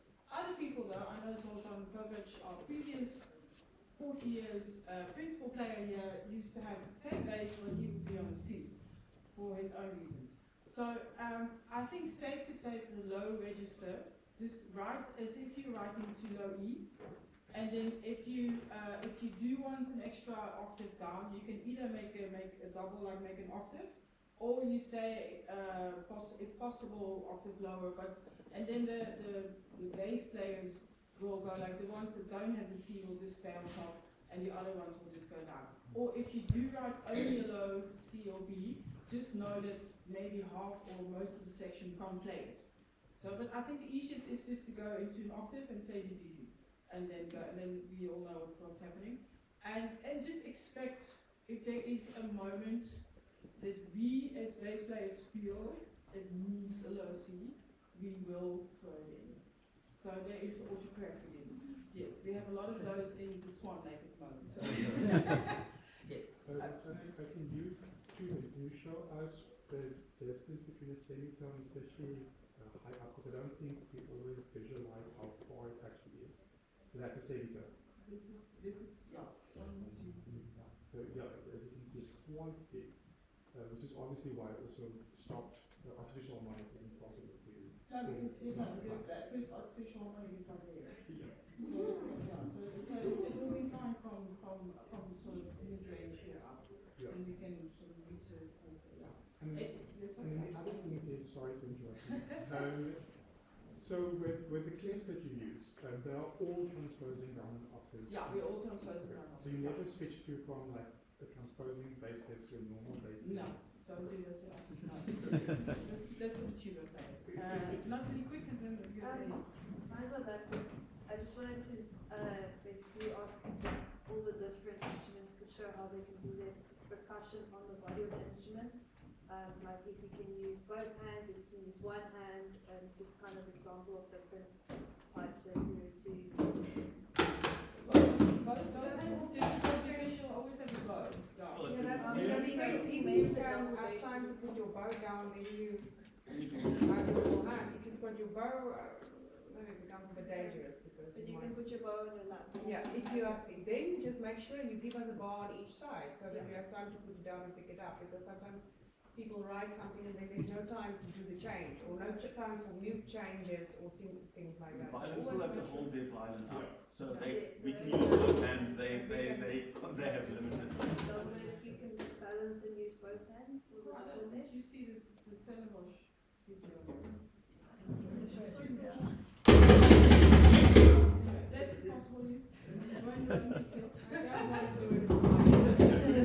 that we can do, but also not everybody wants to do that. So this is a very silly base. Yeah. So we have side basically a big point. And we can there's a lot of things there's a lot of percussion things we can do on the bass, but not everybody's prepared to do it. Because this is now, you're writing for an orchestra. You're not writing for one person. When you're in an ensemble, you have time to faff around with sounds. You're writing for an orchestra. Not everybody's prepared to bang their bows like Orlando. It's a fragile instrument. And be like me and just bang around. So, or there's like, no, it's my hand.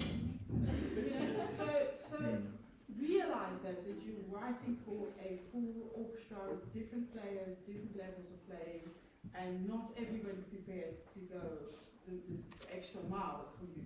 And we also don't have a cheap extra instrument to just put along. You don't mind too much.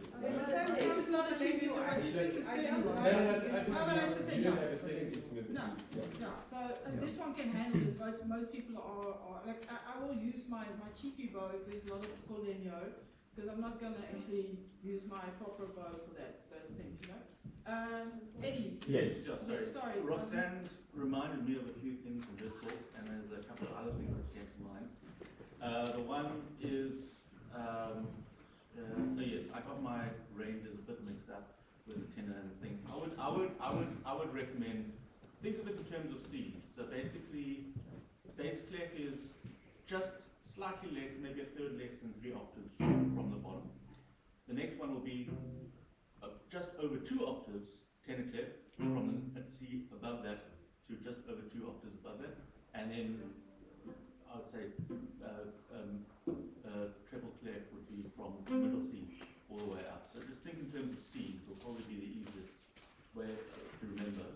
And the other thing is, in terms of the range, well, one could always install the Tura and tune the strings down. I wouldn't do too much of that in an orchestral setting, but one can do it. But it's better to tune the strings down than to tune the strings up. Now, because I've played it, well, I was once required by a very, very esteemed composer to tune all my strings up a tone. And I said, no, because I asked for advice, and they said, well, because it's not going to, the bridge will probably snap and the belly will. So better to tune down than to tune up for scordatura. And then two other things. The other thing is, in terms of obviously hand position, the violin, in a single position, they can do a fifth quite easily. You can probably even do it. Yeah. Well, with us, you can only really do that in thumb position, or you can do it higher if you're playing really high. So, as a result, a violin can probably, there are certain very fast, intricate types of passages that a violin can do a lot more easily than the cello, so just bear that in mind with all the instruments. Even with the cello's versatility and everything. Yes, yeah, exactly. They don't all have an end, you know. We're just saying, like, we can. So if you write for us, we're okay. But if we played in the same range as the violin, we probably could do it, because then we can use the thumbs. And then we have, then it's the same distance. So you probably. But again, people don't like to play in that range. And then the one last thing is, musicians, well, all musicians, orchestral musicians, everyone, we really appreciate it when composers engage us as musicians and not just treat us like machines. So when we have to go, for 5 minutes, the whole piece, we feel rather miserable about it. We don't look, that's a reason why, one of the reasons why Brahms has performed so much is because he's very enjoyable, satisfying to play. I mean, everybody gets a chance to play really, everybody gets a chance to really dig in, everybody gets a chance to really, connect emotionally with the music. Whereas this, it's like, there's no music for you to make. Then if we add like a little note that says, let your stream of consciousness flow or something. That makes it worse. I think we'll start thinking about that cake that we've been playing. I mean, look, great music can be made by doing this, and there's plenty of examples. It's just that you will be performed more often if musicians want to play your music. I mean, and whether it's orchestra, chamber music, whatever, Right, so I have a comment and a question, and my comment is especially for composers. When you're writing for orchestra, I think one of the most important things that you can do is to take your music at the end, look at each individual part, and actually sing through each part to get a sense of how, for instance, are you for 5 minutes going to sustain that one pianissimo tremolo, and how does that make you feel as an individual, as a musician performing in a space, right? And if you can find a way, and this isn't to say, if you can find a way to make that music speak, then by all means do that, right? Because these people are highly intelligent, creative, musicians. And if they can link into your creative thinking, into what you're trying to do, they will absolutely do it amazingly well. So that's something to keep in mind. My question is... Before you ask a question, I just want to tie in there. My golden rule for myself is always, if I have something that is awkward or is like boring, then I always have to ask myself, is this crucial to my work? Does this really add to what I'm trying to do with the music? Or am I just writing filler material that I wouldn't be happy playing? Yes. And that's sort of my guideline. Because I mean, we all do push boundaries, it's the job of composers. But like you said, always think about your musicians. Your work doesn't exist without them. Yeah. Your question? So something that we haven't really spoken about today, because we spoke a lot about range and technique and fingering and stuff like that, but we haven't spoken about the bow. And I find that a lot of young composers who especially don't play stringed instruments or bowed stringed instruments really don't understand the bow very well, and the role of the bow in making sound speak and express. And so I'm wondering if, as an ensemble, you can maybe give us some insight into how you feel the music with your bow, where you put the bow, the pressure, the speed. And then, for instance, also when we listen to Jupiter at the beginning of the session, the score has no bowing marked in, and yet you were all playing the same bows when you needed to. Because it's Right. not in score, because it would be very awkward for the composer, for the conductor, to have bowings also in the score. So we have bowings in our parts, and luckily they were sort of matched up today. Sometimes they don't match up at all, and then, but there is a common, authentic way of bowing that's been traditional to it, not a thing. Traditional way of bowing, where the most common is you play down bow on the first beat and up bow on the second beat, or the lighter beats, but it depends. There's a crescendo, you start it with an up bow, you do crescendos, down bow, and there's 100,000 variations in between, depending on what's practical for that moment.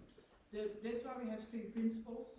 The principals, that's why they get paid more, because we have to do all the admin of the bowings and play the solos. But so we as principals decide what would be the best. We look at what the concertmaster normally does. So if we have the same material, we link it up with the concertmaster. If I don't agree with it because it doesn't work on double bass, I do the other way.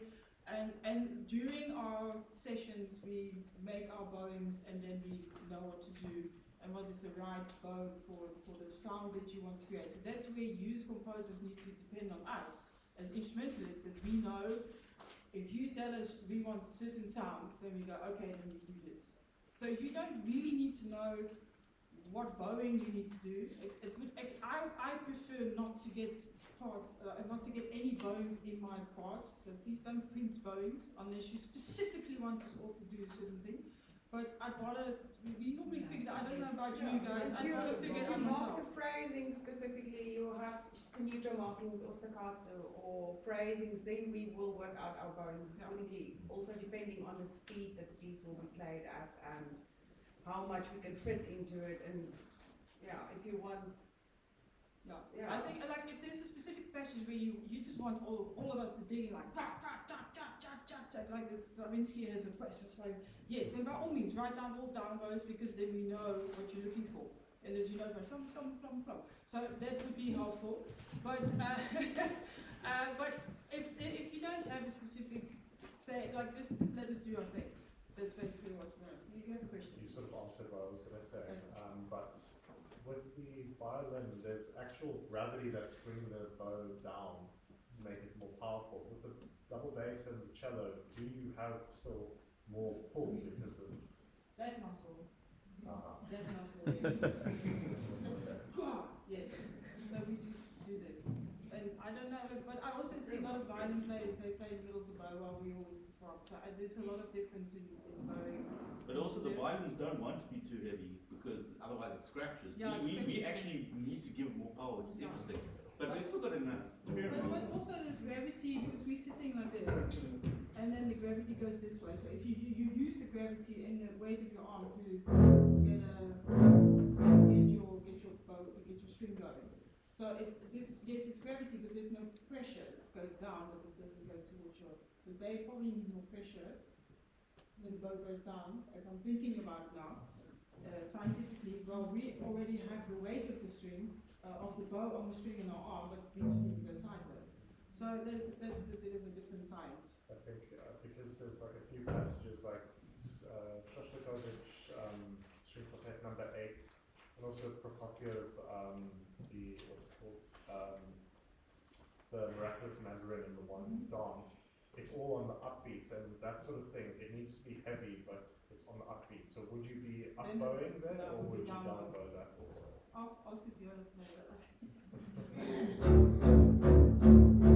Probably something like that. Yeah. And very close to the frog, probably a little more to the middle for them, and then just. You don't get that because you want the bite. So that's why playing down bow on the first beat or on the heavy beat and playing up on the light beat, that's rule number 1 of many rules. Because if you play off beats, you're not just going to play up notes. Unless you play. But that's a different sound again. So if you want to.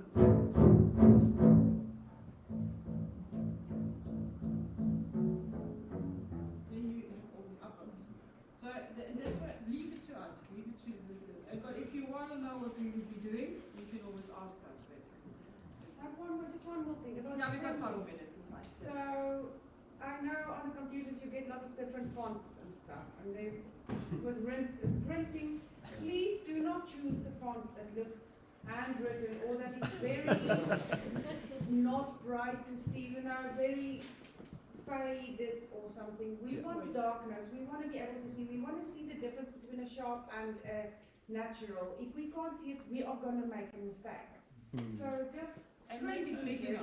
And the last thing, is we don't like French notation. We will read it, but someone will always come in wrong. We don't prefer French notation. That little upside. Where the rest is the yeah, other where the rest round. is the upside. It's just, but I don't think it's even possible. Yeah, I'm just saying. Yeah, so it's just I'll also make it big enough. Like you're all lovely here, but I'm sitting like a meter away.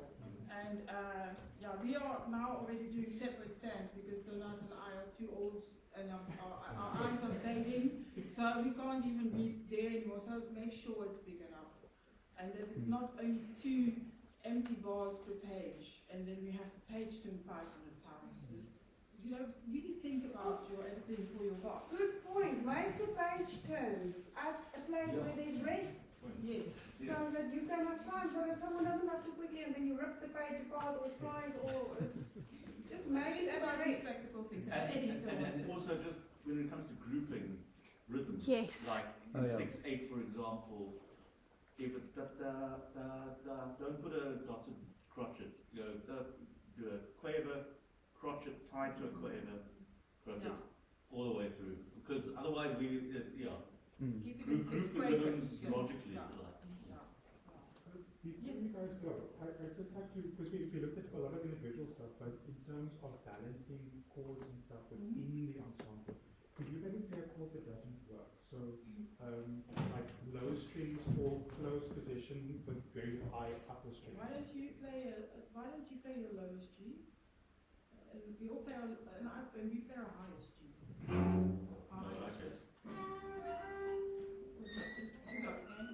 I'm going to join them. Yeah, in just this play your one. lowest G. One long note. Yeah, just play your low G. Just one low.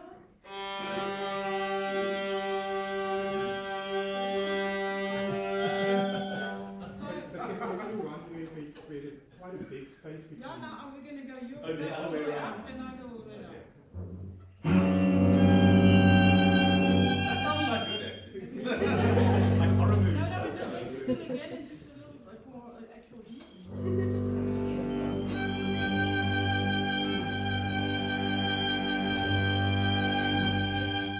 This is great. So this is why I play low, she plays high, and then you get the full spectrum. But if we swap it around, you get a complete, you can do that, but then you get like a flat kind of thing.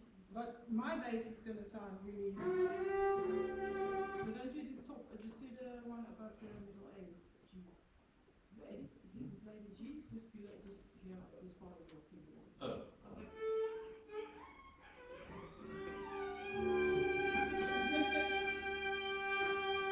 You see how thin that sounds. But if you have like a piece that you want to sound really eerie, or you want to start it like really.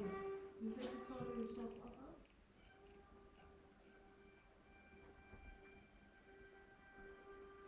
You know, then suddenly there's like a tune coming, or whatever, or horn from far and mist, or I don't know. Then you can use this sound for specific, but don't think you can just write for us up there as a normal thing, because that's what it's not made for that. Yeah, so we're gonna wrap the strings up for now, and then we're gonna move on after we have coffee to the winds. So what I just want to finish off is, so you've heard us now, and then we're gonna listen to the other ones, and just keep in mind when you start composing, like, okay, we have these sounds, and then how you can start combining these as well, combining the certain instruments, as Peter said, like a core and a horn. And violas or cellos, beautiful combination, you know. So I want to thank. I haven't actually introduced. I'm actually Roxana Stefan, by the way. This is Marietta. So it's I can't remember your name. Machado. Thank you. So she's our new second violin principal. She just started. And Edwin Clean, thank you so much for your time this morning, guys. And yeah. Have a coffee and we'll start again in 15 Just want minutes. to say, to encourage you, score is a living thing. It always will keep changing. Even great composers like Beethoven and Brahms, they keep changing their scores. Depends on who is playing, what room they're playing in, who is conducting even. So keep working on your music and plunging to the music, and like Mozart said, everything is composed, I just didn't write it down yet. Yeah. Cool. Thank you, guys. We spoke so little about articulation actually. Yeah, It's but a that's for the vast ocean. Bow Next time. articulation. Just about any Please articulation you can think feel of. free to contact us. Yeah, I just want to, I'll say that at the end of the day as well, like you've been here now, so you have access to the CPO members from today. Not in the middle of the night, but like, you know, so we are here, and I think a lot of composers don't realize that we are here for you guys. You can always ask an instrumentalist, like just like Petra said, like just give me a call and let me look over the part. I think it was you, like let me check if everything's okay, if I can read it okay, and then publish it, you know. Especially for those of you who want to do the competition in January. I'm not sure if it's legal, but if you don't tell before you send it in that you've had help. I don't think it's not a problem. I mean, you just ask for advice, so it's not a problem to ask us. That's the thing, and before you hand it in, not after, but before you hand in your scores. That is end of August, yes.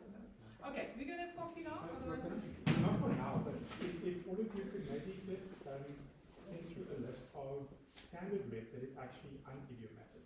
Because we always look at scores and we believe everything in the score is possible, but like there are things that I know aren't very happy.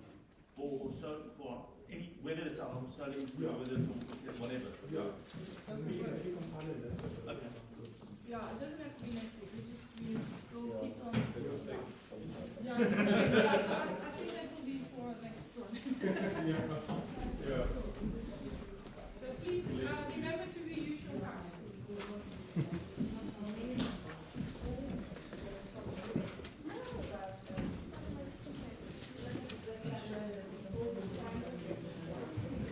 Okay. Goed in met jou. Ja, goed. Het is lekker om te zien. Ja. Het is zo interessant. Dit is baie interessant. Ja, ek is baie Het is bly. vir my interessant die jammer ek onderdruk jou, maar die fight binne 'n orkesmuzikant tussen I want it to be playable and easy but also interesting and I'm willing to try things and I'm willing to be en party mense is glad nie hier nie en party mense is net hier. But that's why I like what Roxana said. You have to remember you're working with a lot of people and they're different. Yeah, but I would like to think that there are more musicians who are Pro challenge. Like, but for me it's like if I know why. We had 5 viewers just now. Yeah, that was quite nice. If I know, like, just tell me why. Why am I doing this weird fucking thing? And then I'm like, fucking, I'm with you. I'm on your team, you know. Yeah, I think that's really important. But that's actually why I would not use standard Italian and French terms. I would use the language that I'm most comfortable to tell you what I want. But I think it's kind of what she meant is understand. I know she said that, but I think what she meant is stuff that we can all understand. That often So don't unnecessarily do something. Like Hendrik, I love Hendrik. No, I love it. He finds Italian words that Italian people No, mine is long, but mine isn't Italian long.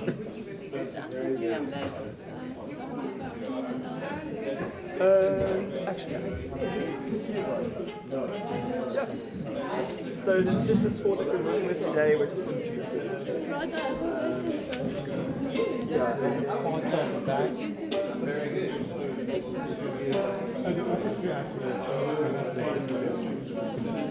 Yeah, we sent through some suggestions and then they had a chat and then they decided what they wanted. Did you know what to bring to the Yeah, and then these are a summary of the orchestration pictures. Actually, he's a PhD. Have you finished that? Yeah, this was a few years ago. But this has been a useful sort of reference.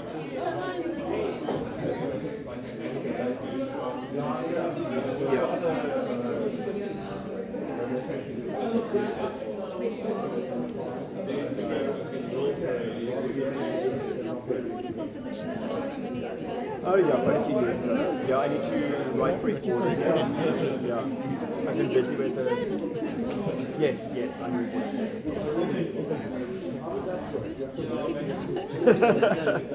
Yeah, I've been, it's actually been quite a few years.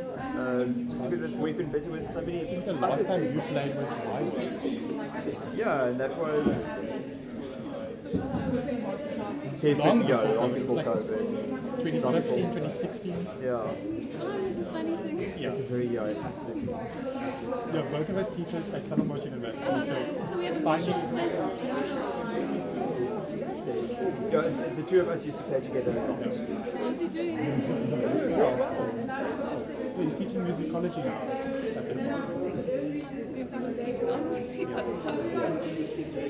Yeah, and he's obviously he's very good with that as well. Very good lecturer. And he still performs a lot. Yeah. I assisted him in some ways with Rick piano work. That's 10 years ago now. When last did you hear him play? We played together at the Sasram conference in the university. We were walking around and playing. I think I've listened to some of the stuff on YouTube and not the classical stuff. Folky stuff. Yes.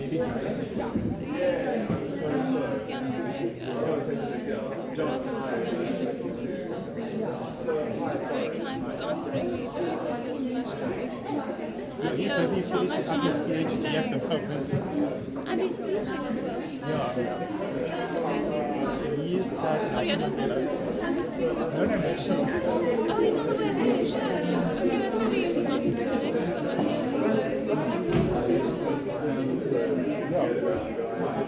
Very good shake today. If I turn it to that angle, No, it makes it fun. get yourself coffee. After we're not married, we're not Siamese twins, we're not Siamese. It's called hot chocolate. No, I'm happy. What did you do? Whoa. I only know of one. Did you accidentally grab Eugene from behind and like give him a tummy hug? And Natalie turned around to run. But this is Kathy, right? That was number one. Yeah, I was talking about yes. In the workshop. Yeah. Well, before it started. You're okay. It's the same thing. When she said this, like, you know, I just be like this, like, but I haven't. Oh, Beatrice in Stellenbosch. They can hear us. Like the super creepy, yeah. like, And I also answer them.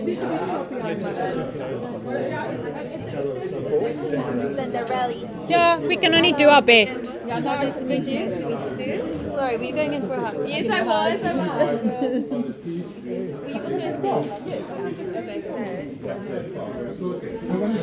That kind of sport stuff with all of the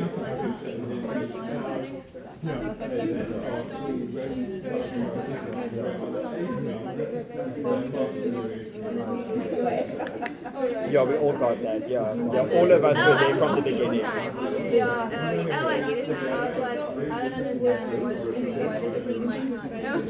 What is she going to do with it? Oh, yeah. A little rough up there.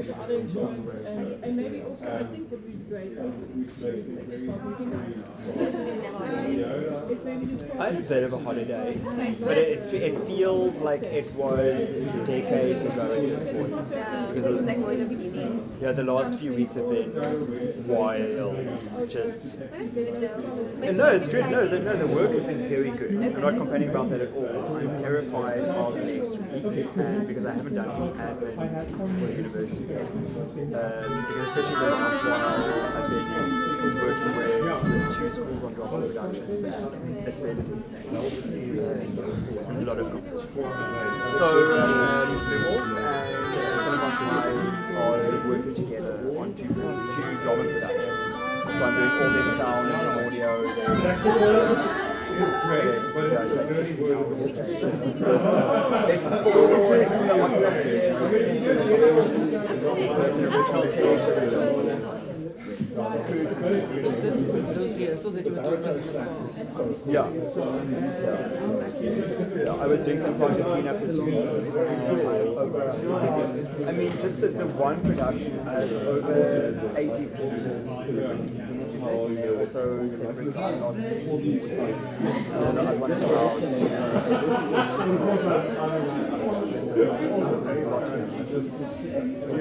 because I'm not ready for this. Pizza.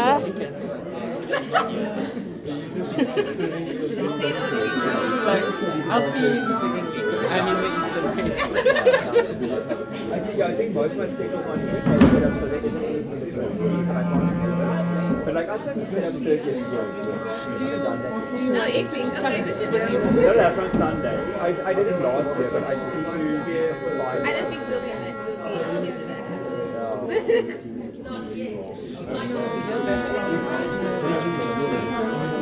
Yeah, I say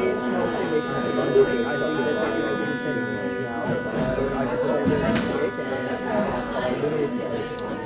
and it looks like the session will be towards the evening of the 21st. So it looks like they're doing, I think they're doing 2 full sessions for the actual film, and then at the end they've got like an open hour. Yeah, so Cinemagic had every now and then they have like a bit of extra time so that they can quickly record something. So the recordings don't get perfect, right? We aren't rehearsing, but when they have a bit of extra time, then they allow student works. So they allow students to just compose something very short. Yeah, for the orchestra.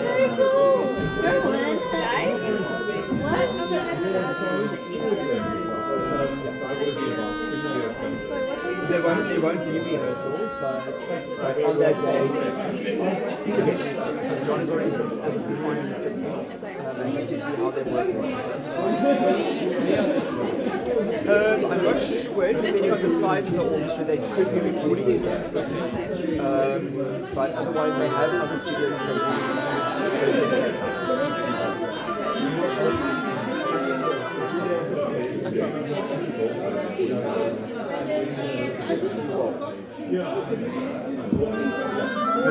Why? We can split it in. It's literally people with 4 people, it's fine.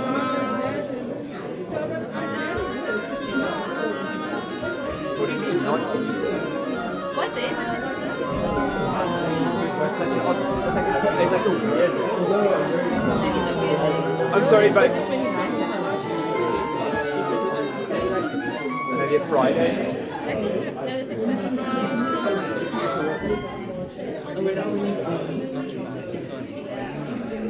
Monday? Or do you have on a Monday? You know, the other day I was like, what do I have on a Monday? I was like, surely I don't have an 8 a.m. It's little at composition 8 a.m. on a Monday. This is something that I'm definitely changing next year. Why do they always make it? No, because the full-time staff members, I once, specifically just before COVID, I walked into our corridor and one of my full-time colleagues had literally collapsed on the floor, crying, hysterically. No. And because that person was scheduled for 9 o'clock in the morning, and that was not at 8 o'clock, and 9 o'clock was impossible. And at that point, Gary was doing the timetable, and we just gave up. Not the full-time person in my corridor, but Barry was there. So there, collapsed like a meringue on the carpet. I don't know what happened.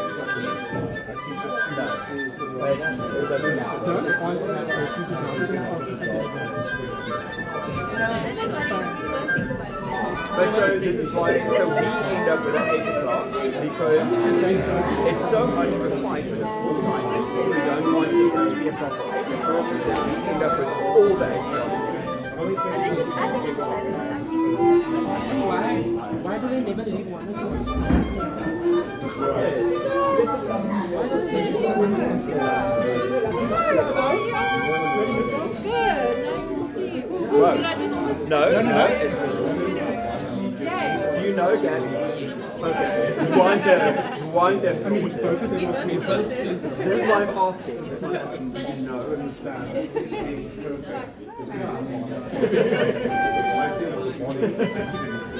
So obviously you're now managed. I have an emergency. Yeah, just keeping an eye here. There is an issue with the stream, but I think it's because Roxana's laptop is running out of memory. I thought so. So it can't. Seems like a lag. Yeah, it can't upload and encode everything properly. With those I things. told Alex to ask me questions. Get more questions. Look, but they have a lot of things that they want to say. Like So that guy there, yeah. that's Alan Chen. So he also had a work by Josie. Yes, I know. How do you know his name is Alan Chen? Although when we're not that many people and we're all connected on Facebook. Oh, I'm not. Okay, but you have half the first years on Facebook. I really don't. But you actually do. Okay. The next time the first year pops up and it's like friends in common, then I will screen grab and send it to you. It's only from second year that I accept. Right. And even then. Maybe if you go say hi to what? How does Roxana say?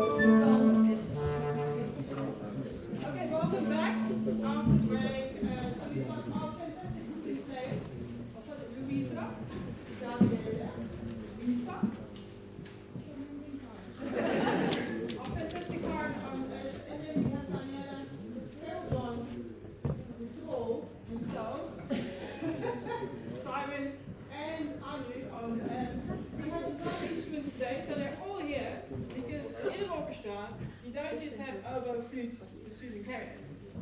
You have oboe and cor anglais. And you've got flute and piccolo, and you've got bass clarinet, E-flat clarinet even today, and we have a contrabassoon. And we have first place and second place. So there is a difference between all of them.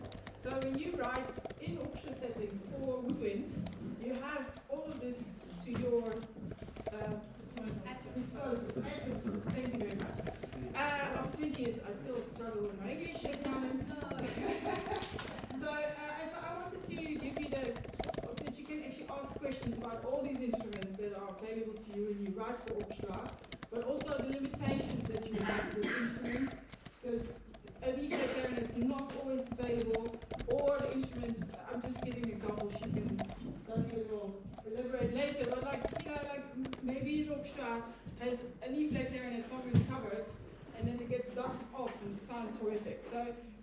sort of weigh your options. Well, you know, pressure. It's true. It's true. I'm just saying. So, and the clarinet player will still make it sound fantastic at the concert. But you're giving them a really hard job to do. So, and obviously, I'm going to just actually stop talking now. Going to let them play the thingy. You will recognize the piece, so go back to your scores and whatever. And do you all know what you're doing? Yes. And the bars. Yeah. Cool. You got it. Go for it.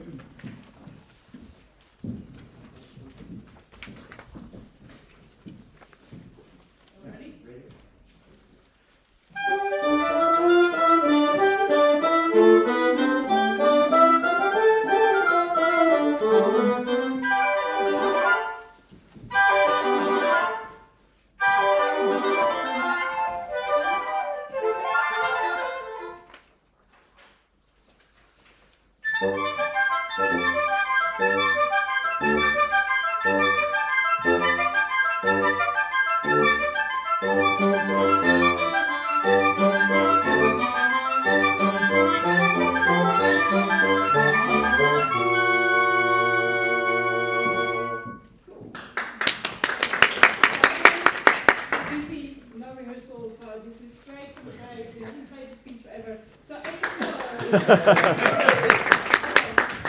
I just want to do a little intro before they start talking so you can hear again, like similar to the violin and the bass, lower instruments, do the oomph, oomph, the tututu is all on the higher upper register, then as you can hear that the melody comes back really nicely with the chord and a little bit of a strange bassoon, semi-melody, second thing, bass line. So it's sort of similar to the strings, but a whole different color gets added to this whole thing. Who wants to start? Then maybe Louisa, can you start? Because you saw the first introduction. Yeah. Hello, my name's Louisa. I play second flute and piccolo most of the time. Occasionally I play alto flute, and I could kick myself for not bringing my alto flute today because I'm sure you would have liked to see that. But you can contact me another time if you want some demonstration or something. But obviously you all know Rite of Spring. The alto flute in there is something you can have a look at. It really covers everything the alto flute can do. The piccolo, I'm going to talk about piccolo because I'm sure Gabby will talk mostly about flute. There'll be some overlap, but a sort of basic thing for flute and piccolo is that our first two registers, the fingering is very similar, and for professional players, not very difficult by the time you get to our level. Our third register is very, very tricky, much more tricky than the first two registers.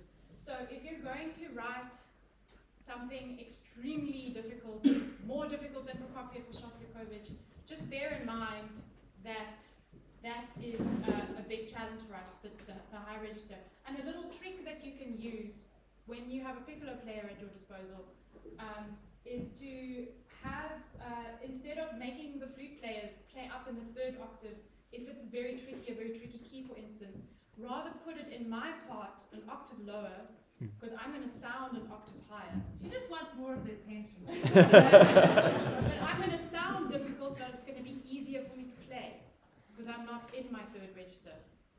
Just an idea. Some things I've picked up from playing is, my worst thing is, please don't make me play unison with the E-flat clarinet. Unless, I know you guys have very creative ideas, and some of us are more open to experimentation than others. I'm very open to it. I love making weird sounds on my instrument.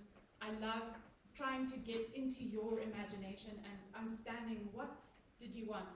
The number one thing is, if you can explain it to me on the score, please do that, because then I know why. Then I don't sit and feel frustrated.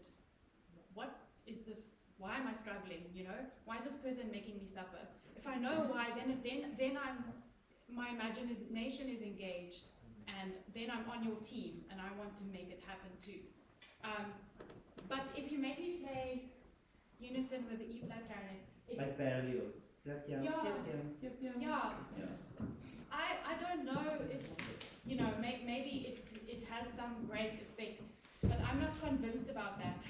Every time we do it, it's so much more painful and it's such a great risk. So you need to decide, you know, isn't this, if you have a really great E-flat player or a great piccolo player, I don't think you need both of us at the same time. You're not really going to hear, I don't know if there really is a color difference. I think it's debatable. That's one big gripe. There's a question. Yeah. Is it usual for you to be able to double within a single piece on both piccolo and alto? Will you have both of those available to you during a piece, or will you only usually have one to double on? Oh, it's definitely possible. Okay. I wouldn't say that it's common, okay, but it definitely happens. Can I just say something on that? Yeah. A problem that I find a lot is that composers don't give enough time for you to change instruments. It's possible to do both, but very often it's one bar and it's impossible to just throw the one and grab the other. It's possible, but it's not ideal. And I would like to encourage you to, I love the piccolo, and I think it has far more beautiful, expressive, melodious qualities than what especially modern composers give us a chance to do. So if you, please consider us as expressive individuals and not just shrieking. Could I maybe ask you, because the woodwinds are so different in their colors, that as this sort of conversation continues, could each of you maybe just play a few notes in your lowest octave, middle octave, you know, highest octave, so we can really hear those differences in tone? Okay, sure.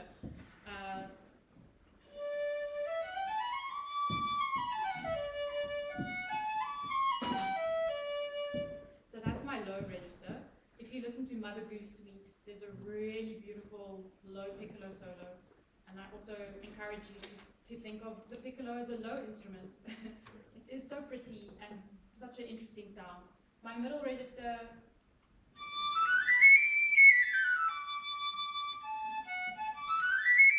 okay, and then the high register, I'll make it quick.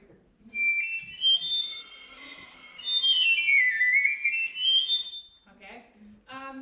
The most difficult note on the piccolo in the high register is the high B. It is very difficult to play delicately. It's a big risk. Be careful of that. I wanted to say something and it's gone. Oh, don't assume that the piccolo is always going to be heard above the orchestra. It's very hard work, and if you don't orchestrate well, it actually won't be heard. So half the time that I play piccolo, I've got a conductor shouting at me, louder, louder, louder, and I actually can't. I'm giving everything. So the whole brass section is playing. Yeah. You've got 4 trumpets and 3 third register. That's going to use the coherence. You can use the third register, but don't assume that I'm going to tower out. Be careful of that. It's not automatic. I can't tell you how to orchestrate, unfortunately, but go and have a look. And one other thing is making us sit for 40 minutes doing nothing, and then having us pick up and play a big solo. Maybe something delicate and high. It's incredibly difficult for us to be mouth ready and confident. It's so delicate even when we're warm. So when we're cold, because this instrument is so small, it is extremely temperamental and variable in terms of intonation. There's only such a small little hole, so you can really miss easily. My favorite is when composers give me a chance, have me play a little bit beforehand with the flutes, with them, in a register where you might not even hear that I'm playing, but just give me a chance to warm up a little bit and to grow my confidence. Literally 10 bars of that will help me be warm and know where I am with intonation. Like Tchaikovsky makes us sit for 2 whole movements, and then I have to play that incredibly difficult solo in the third movement of the 4th Symphony. And don't do that. I know he did it, but don't do it. It's really mean. He also brought cannons to the orchestra, so. Sorry? He also brought cannons. Louisa, Yeah. and this is actually for all the downers, can you give us an idea of how easy it is to shift between embouches, and is there anything we have to consider? Like if you are playing third octave piccolo, is it not wise to ask you to then play alto flute after that? I think a really professional player, it's not going to hurt, especially flute. Our mouths don't hurt as easily as their mouths do. But as I said, if you can give me a few bars to slip in and taste the water, then I'm going to be so much happier, and I'm going to probably play so much better. But it's not impossible. It's definitely not impossible, and you can give us, don't give me only one bar between the two. That's mad. But if you give me a little bit of time, I can do the switch. And if it's possible to help me slide in before I have a solo, that's going to be 10 out of 10 from me. Awesome. And you're going to get the best result. So just for the composers, what I always tell my students to do is actually test it yourself. So in tempo, put down the instrument, pick up the other instrument, and get ready to play. If you can do it in the time that you want them to do it, it should be fun. And understand that our instrument is probably going to be cold when we pick it up. So just give us a little time to warm up. We don't take too much time. The piccolo warms up very quickly, but I still need that time. I think I've said everything. Do you have questions? No, it's fine. It's fine. Let's go on to Gabriella. So maybe just one note, just for people who don't play wind instruments, whether your instrument is warm or cold really affects the tuning of it. So I think that's part of why Louise is putting such big emphasis on that. Absolutely. Absolutely. Especially if we are at a venue, an outdoor venue, or somewhere a little bit where we can't control the climate well. You have to think of all of these things for us. And not forget that you have to breathe. You breathe, yeah. Oh, there's one more thing. I'm sorry. I'm so sorry. I once had to record a recording session, some movie or something, and they gave me, I think it was almost 2.5 pages of semiquavers in F sharp major, and it was up and down the whole range of the instrument the whole time. I had no way to breathe. I had no way to collect my thoughts, and half the time you couldn't hear the piccolo anyway because we were. I think we were playing sort of in unison a lot of the time. Yeah, don't make us work more than we need to, and then you can't hear us. That's frustrating for us, and it feels like you're failing the whole time, you know. And rather make sure that you're using. It's much easier for me to slip in and slip out on the passages where I'm going to come out nicely. And on that note, try not to write for the entire section either in unison or almost in unison. There are some ballets that are written like that, and I think we're a good section, but it's such a nightmare to stay in tune for the whole performance. Yeah. Okay, question? Sure. So just you mentioned something. Just made me think of something. Is there like are there keys that you prefer to read in, like flats or sharps, even if it's like a piece without any tonal center, no key signature? Is there? Do you prefer to see sharps or flats? And that's a question for each instrument. I think that's very individual. Is it? Okay. Don't worry about that. Because I'm a flat reader, but I know there are sharps readers. I prefer sharps. I prefer sharps, but yeah. Okay. Unfortunately for time, we have to move on to Gabriella. Okay. I think I'm going to be quicker. She's like really very comprehensive. Hardly ever gets it. Yeah, she doesn't ever get it. So welcome to the bird of the orchestra. Whenever there is like something to do with the bird, I feel happy. Which is actually absolutely great because our instrument is actually by far the easiest instrument in the entire orchestra. We lift a note, lift a finger, and up goes the note. It's really very simple and... That's nonsense.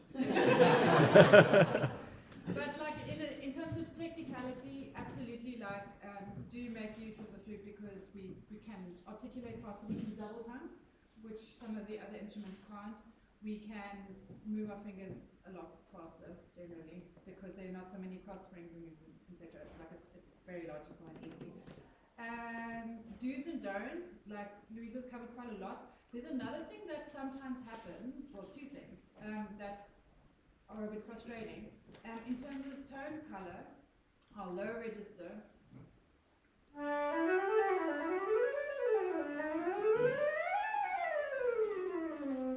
is beautiful, but it's also soft. So if you want it to come out, don't put the entire strings and a couple of brass and things there because you're not going to hear it. The other thing that happens often is that in terms of tone color, it's actually quite nice when the clarinet plays an octave higher than I do, like an octaves. And it makes for quite a nice tone color, and flutes seem to slot in there quite nicely. However, with oboe, turn it the other way around. Oboe lower, flute octave higher. Okay, it really just uncomfortable, somehow doesn't sit well. I mean, do you want to play? I mean, just a scale. Yeah, let's just what do you want? C sharp major. So I would play octave E higher. flat major.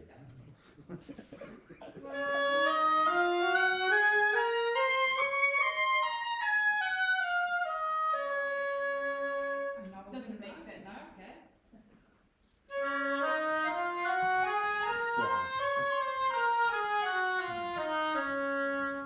Yeah. So you can hear how the tone, you're going to do the same thing. What is C sharp major? Uh-huh.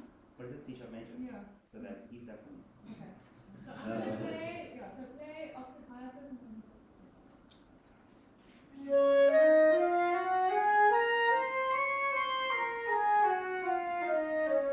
Works nicely. Also fine is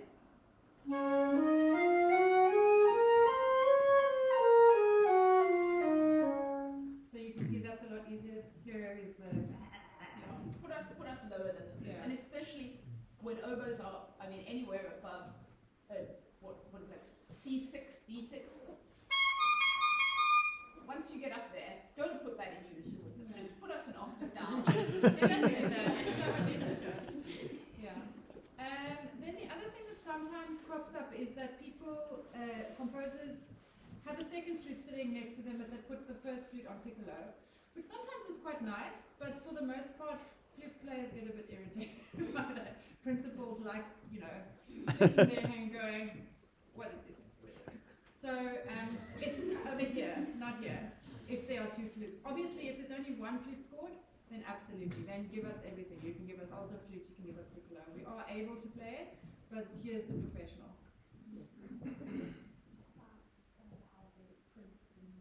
Oh yes. Oh my word. Saving paper, people, especially when you have ledger lines like this. Over here. No, thank you. Please don't put like a second flute, like a third or like a second or whatever. It's really, you spend more time going, wait, hang on, was there an what? And then you get irritated, you make mistakes, and you know what, we like being perfect. So, and especially if it changes from, if it goes unison and there's only one line, and then suddenly we split, and then we go one line again, and then we split. Absolutely, it's a nightmare. Do what Holst did. Put them on two. If you want us on the same part, then put us like what Holst did here, not on the same line like this. Yeah. Yeah. Okay. Yes. Okay. I think you all should have the flute part. Woodwinds generally prefer the ledger line, like strings, or you find an octave line? You can do both are fine.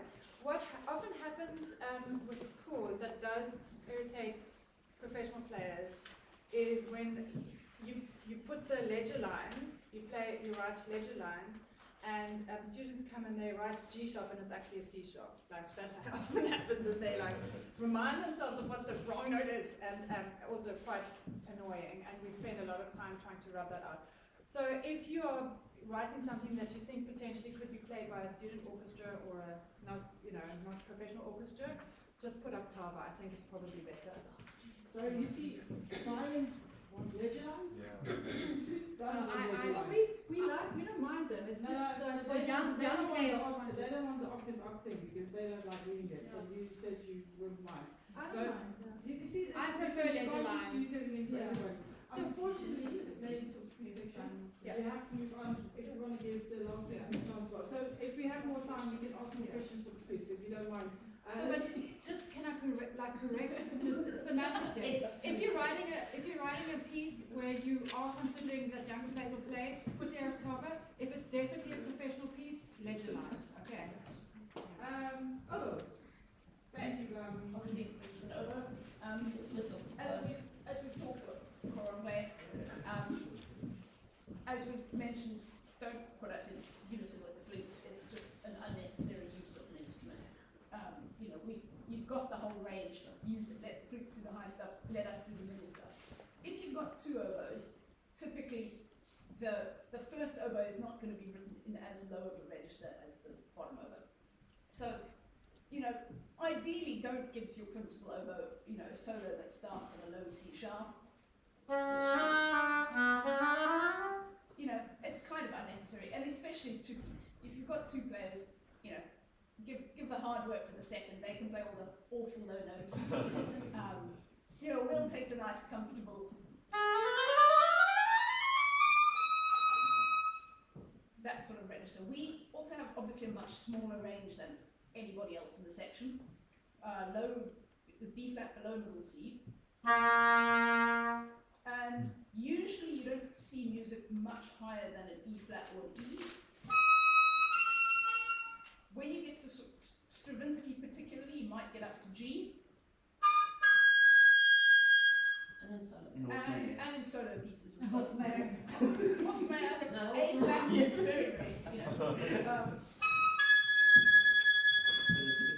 but it's pretty, it starts getting quite raucous up there. Above about an E. You can float sort of a high F sharp out with some effort. Let me see if this is going to work.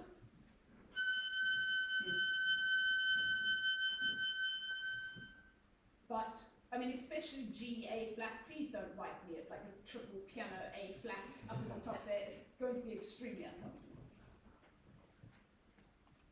The other thing that probably for all instruments, is if you're not sure about whether something's going to work, find somebody who plays the instrument and ask them. Sometimes you get, Ravel's pictures of an exhibition orchestration. At one point, he's like, oh yeah, just do a trill like this. Which is extremely awkward. Don't do that. Please ask an oboist. Can I give you, this sort of octave tremolo thing? We're going to say no, don't do it. A fifth or a fourth, also please don't do it. So some things are possible, some things aren't possible. The keyword isn't very logical on an oboe. So, for example, we can play a B flat to B trill in this register, but not in the bottom register, because you have to use that key for B flat and that key for B.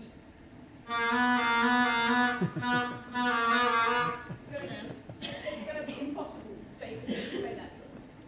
So there are some things where it's probably a good idea to ask an oboist. If there's something you really want to do, then ask them, can I do this? Is it going to be possible? Another thing that starts coming up in 20th century music and contemporary music is multiphonics. This one definitely ask an oboist about. If you'd like, in the break, I've got some music with me, and I'll show you how they notate them. But you can get quite cool effects with it.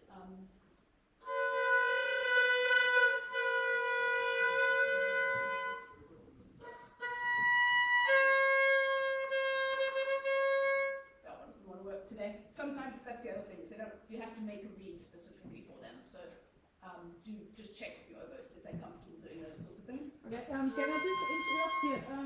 We're looking for specific orchestral things. So would this be something that you would write for orchestra oboists? Um, Can anybody do this? You might. The barrier rendering has some sort of weird special effects. Hofmeyr uses it as well. Tarnville trills. Which one should I do there? Contemporary music. Contemporary music. Spectral. There's a lot of spectralism. The way they use it. Oboists will have learned to play over the years. Yes. Of study. Well, in Cape Town we're a little bit isolated here, so we only play like things from a million years ago. But in Europe, it's not about that. It's about the technique. Can you yes. expect this technique to be able to be played by any oboist in the world? Can I say something quickly? If you want to know something, ask Arthur. He loves writing this stuff, and he's got a thesis in the front, which gives you 3, 4, 5 options. You go home and you figure out what works, and if you can't figure it out, you phone him up and say, sorry. So that's a way of doing it. But some orchestral works you're not going to find. This is in solo and in chambers. But that isn't to say not to do it. Please do it, because we all want our horizons broadened. So go and do weird stuff, guys, because that's what's going to... Okay, I have to interrupt you there, because I said this morning, sorry, we're having a discussion. So really to let these people know to not write. We have one rehearsal. Stuff that doesn't work. We have one rehearsal, a final rehearsal. We have an hour for your piece. We need to be able to play everything. We might not have the instrument that can do all those things. We not have the reed ready. We don't have the simplify things. If we're touching on finish my thing, I'm going to finish my thing. So please keep it. Give us examples of more standardized things, and then we can always make another workshop more about these things. And specify, because we also still need to go to that. I just need to say though that actually in the last 40, 50 years of orchestral writing, it has become standard to do extended techniques. So it is actually important, because some of these people are going to write like that and should know. Just the most important thing is to make sure that you've got a fingering notated for what you want to do. Don't just go, I want these notes to come out. And people are going to go, how on earth do I do that? If you've got a fingering printed in, then you'll probably be fine. Cool. Next. Yes. What's the sort of breath control that's different between a reeded instrument and an instrument? We can play way longer. But as a simple question, how long can one hold the notes for? Because there's underbreath versus overbreath. So typically for oboe music, you'd find us playing phrases sort of 15 to 20 seconds long before taking a breath in orchestral music. Solo stuff, also about the same. They'll go, 15 seconds, take a breath, another 15 seconds, maybe take a bar off. If you're doing, like, say, a sonata or something. Typically and that, you can do for 4 to 5 minutes before your mouth starts getting fatigued. Typically in orchestra music, you won't use the oboe or the cor anglais as much as you will use the flutes or clarinets, just because the tension on your mouth is quite a lot higher with the double reed.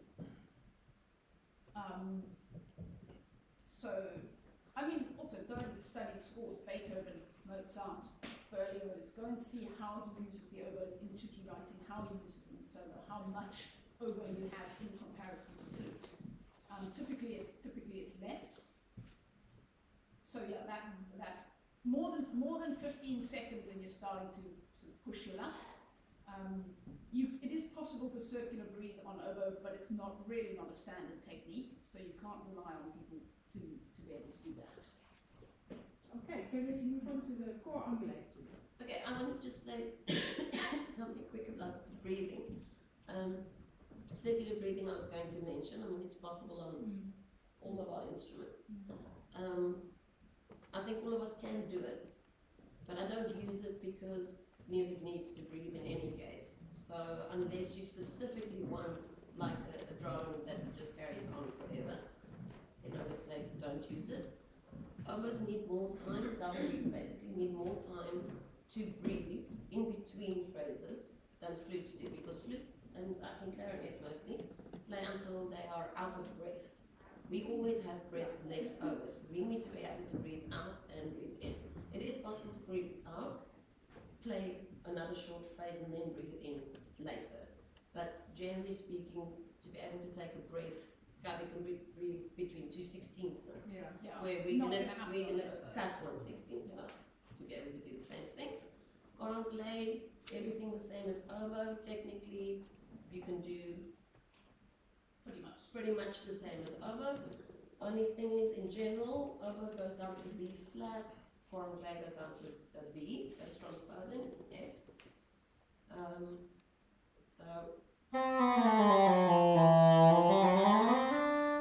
There's a nice register to use. Anything else is also possible. Octave higher is also possible.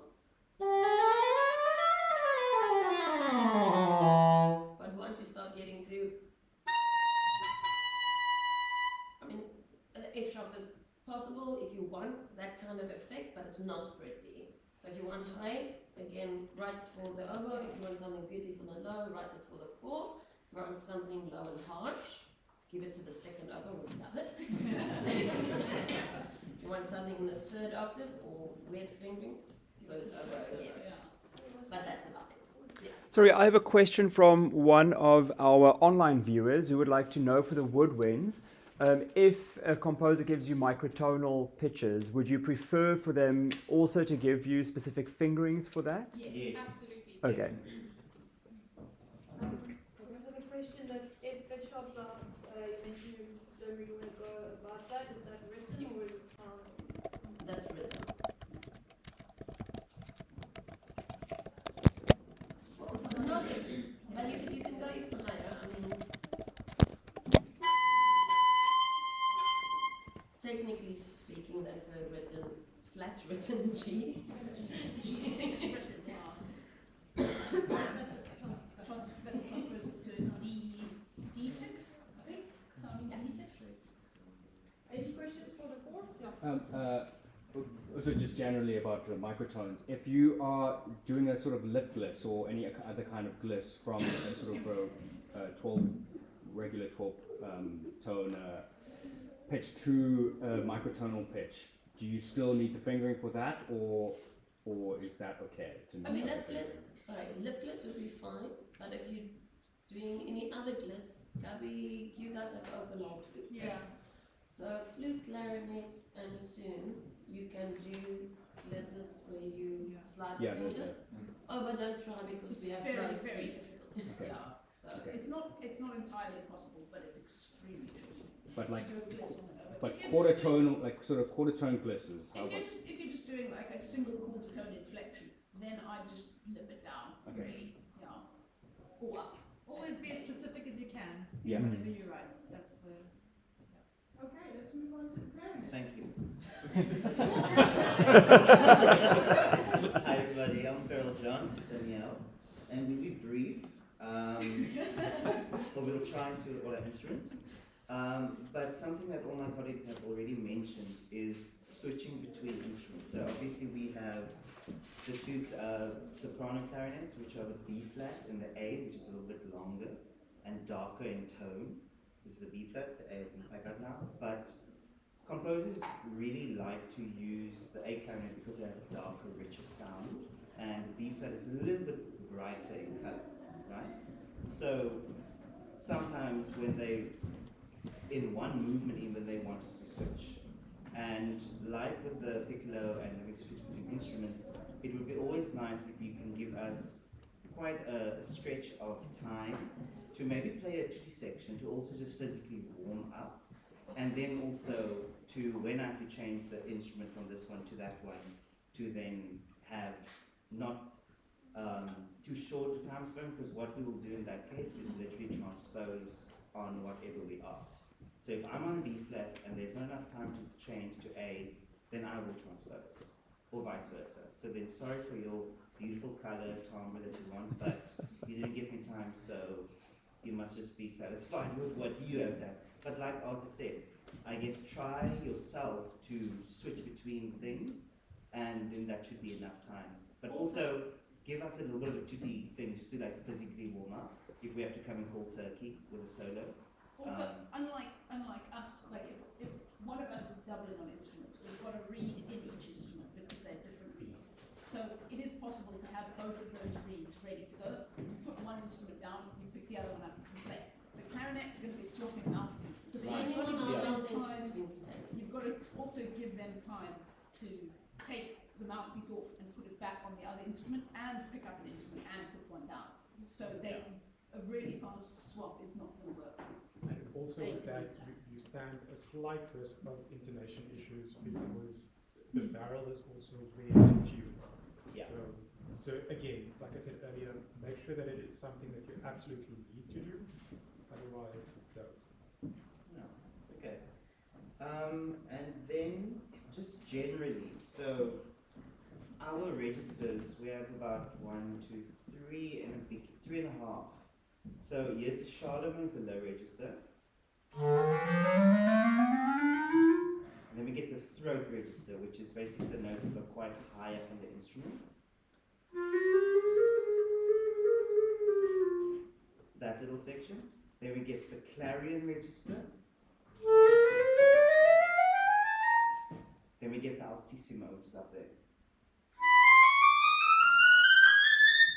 And so on. And it's on all the clarinets, so on the bass, on the E flat, but it also sounds and has different characters and qualities. So the throat register is a register that is very weak, generally, in terms of also to project.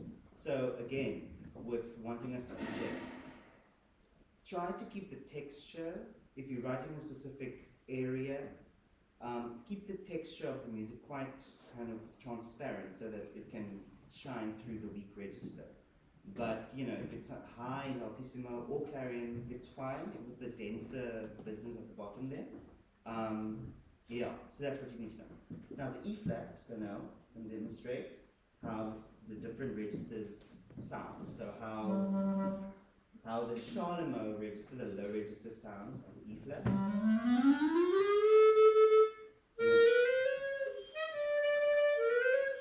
Now the clarion. And then the altissimo. Yeah. So the clarion and altissimo is very nice for the E flat, but when also the lower register here is quite weak. So you don't want to have a thick texture at the bottom. Again, if you want the solo to come through, we can't play louder than the limitations of a specific register. Okay, right, the bass clarinet. Try the same thing. And of course the bass has, you know, some basses can go, yeah, go for it. So, if it's a professional orchestra, then you can write to the low C, low C for us, so it's B flat. Low concert B flat, yes. Yeah. Yeah, So, clarinet's confused. No, we have to transpose. And I do find that most composers, especially like earlier pieces that use the space clarinet, they don't use that note because it used to only go to the same as a clarinet, like the D. And it also depends if it's a professional orchestra, then the instrument will have a low C, and I love to play the low C, so please write it. Yes. It's such a warm, like those low notes are so warm, and it gives a really powerful effect in your pieces. Very dramatic effect as a contrabassoon that you just don't get from any other instrument. But anyway, okay, the registers. Okay, so here is the Charlemagne.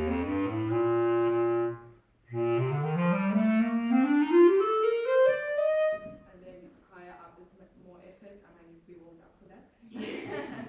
But yeah, you get the gist. And also people are, composers are afraid to write for that high register of the bass clarinet. But I find that it does a very beautiful bright sound. So it's just something to consider if you write for the Yeah.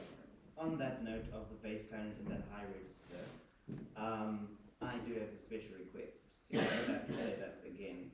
But flatter tongue in the altissimo on the bass is really not pleasant, because it's like you said, you know, you need to be ready to just make a sound in the high register on the bass. So to do it in the upper altissimo is really just not pleasant and chaotic.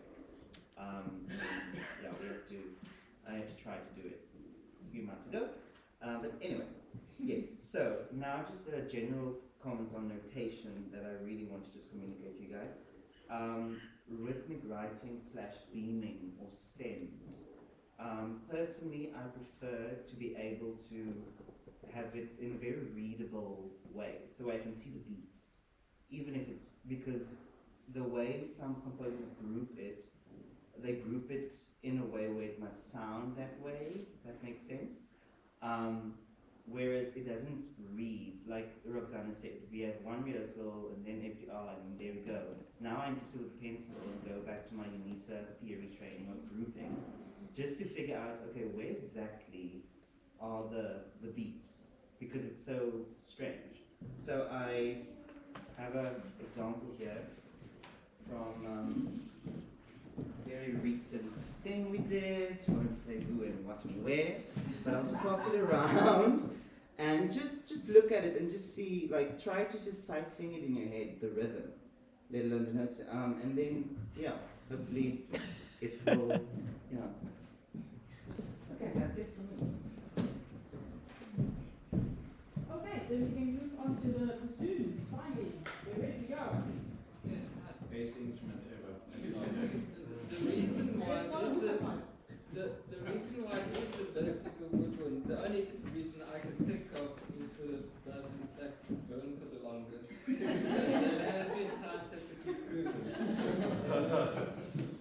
Well, other than that, the bassoon is quite a rough and ready instrument.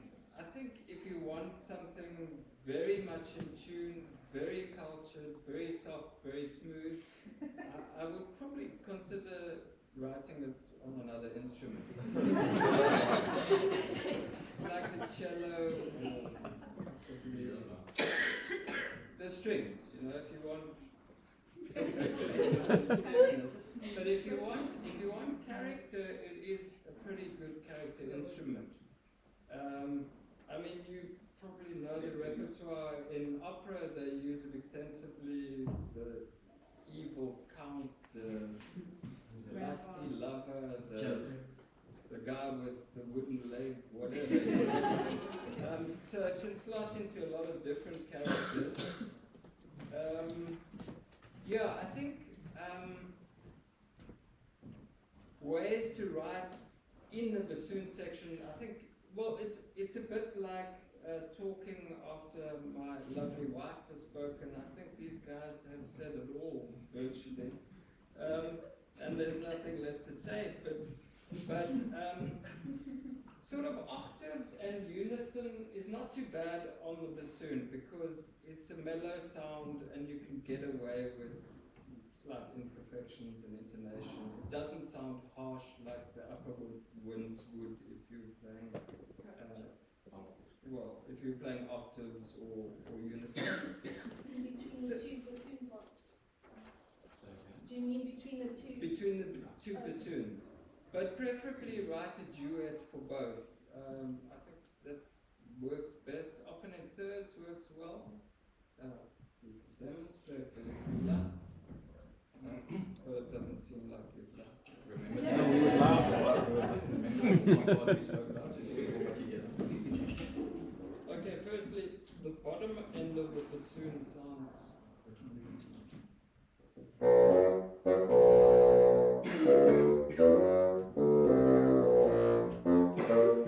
That's the bottom of the bassoon.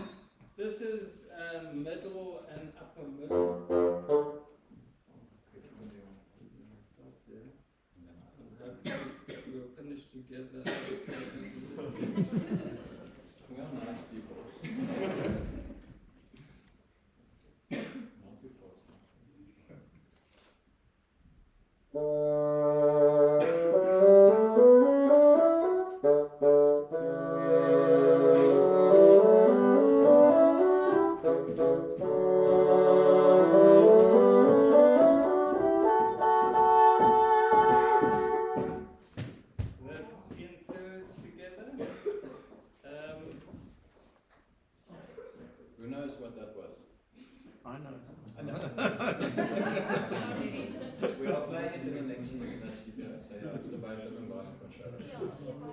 Okay, so that was the middle register.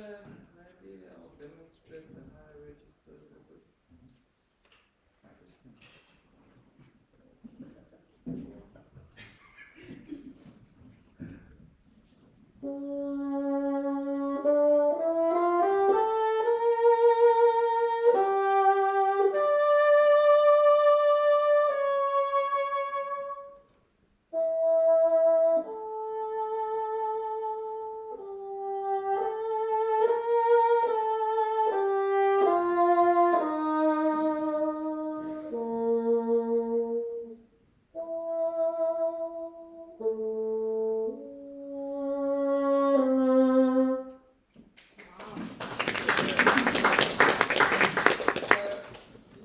I mean, it sounds, well, I'm being presumptuous here, but it's a very good instrument to use in a high register.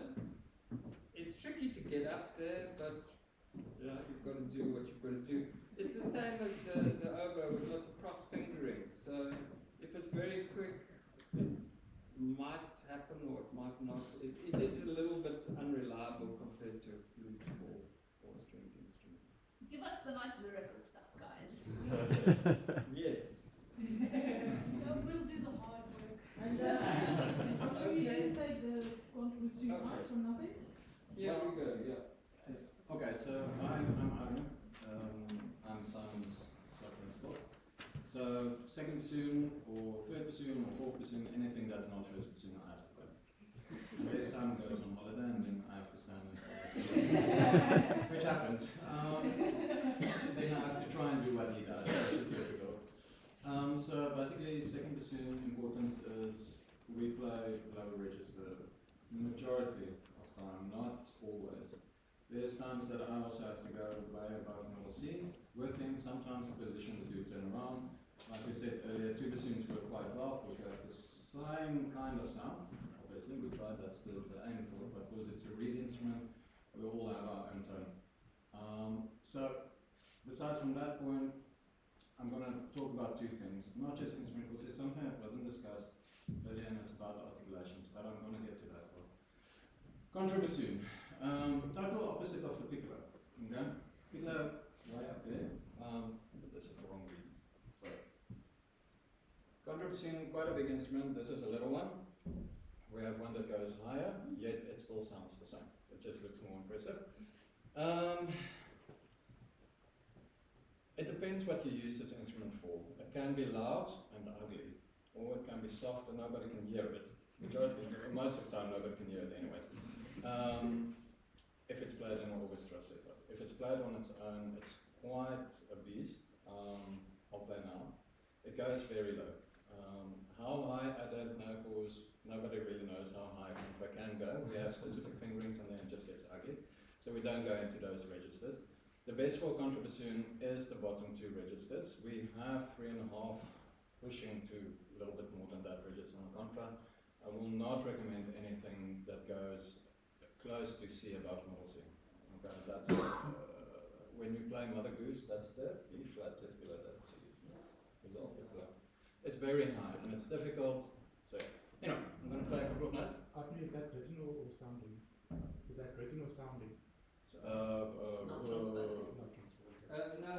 it's an octave below what it's written. Yeah. And my question for Anna now is, how low can you go? Okay, so we're going to start with warming it up.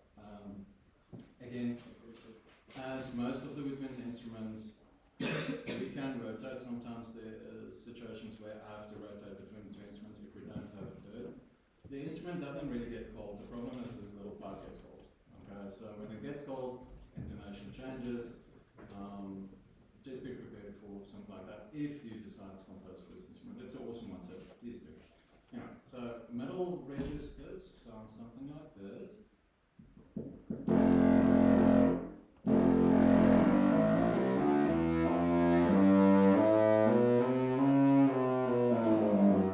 Okay, so quite a nasal to that, but it's there somewhere. Then the bottom note is B flat. I hope I can get it out. Nice. Okay, so and everybody it is an effective instrument. I'm going to play a short excerpt of something, just so you can hear actually what the purpose of this instrument is.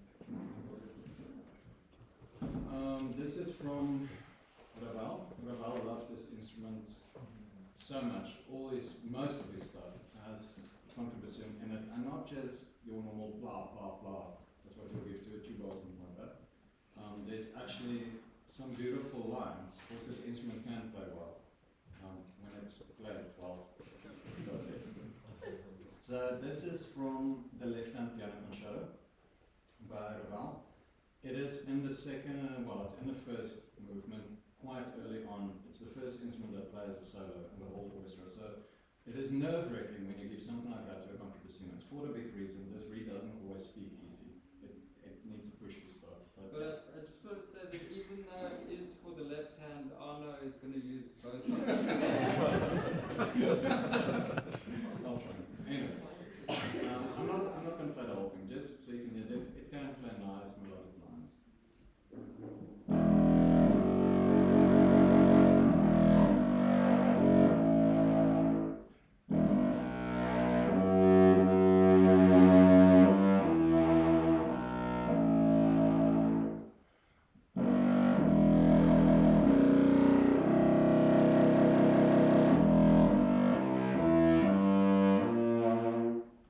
Something like that. So you can get it.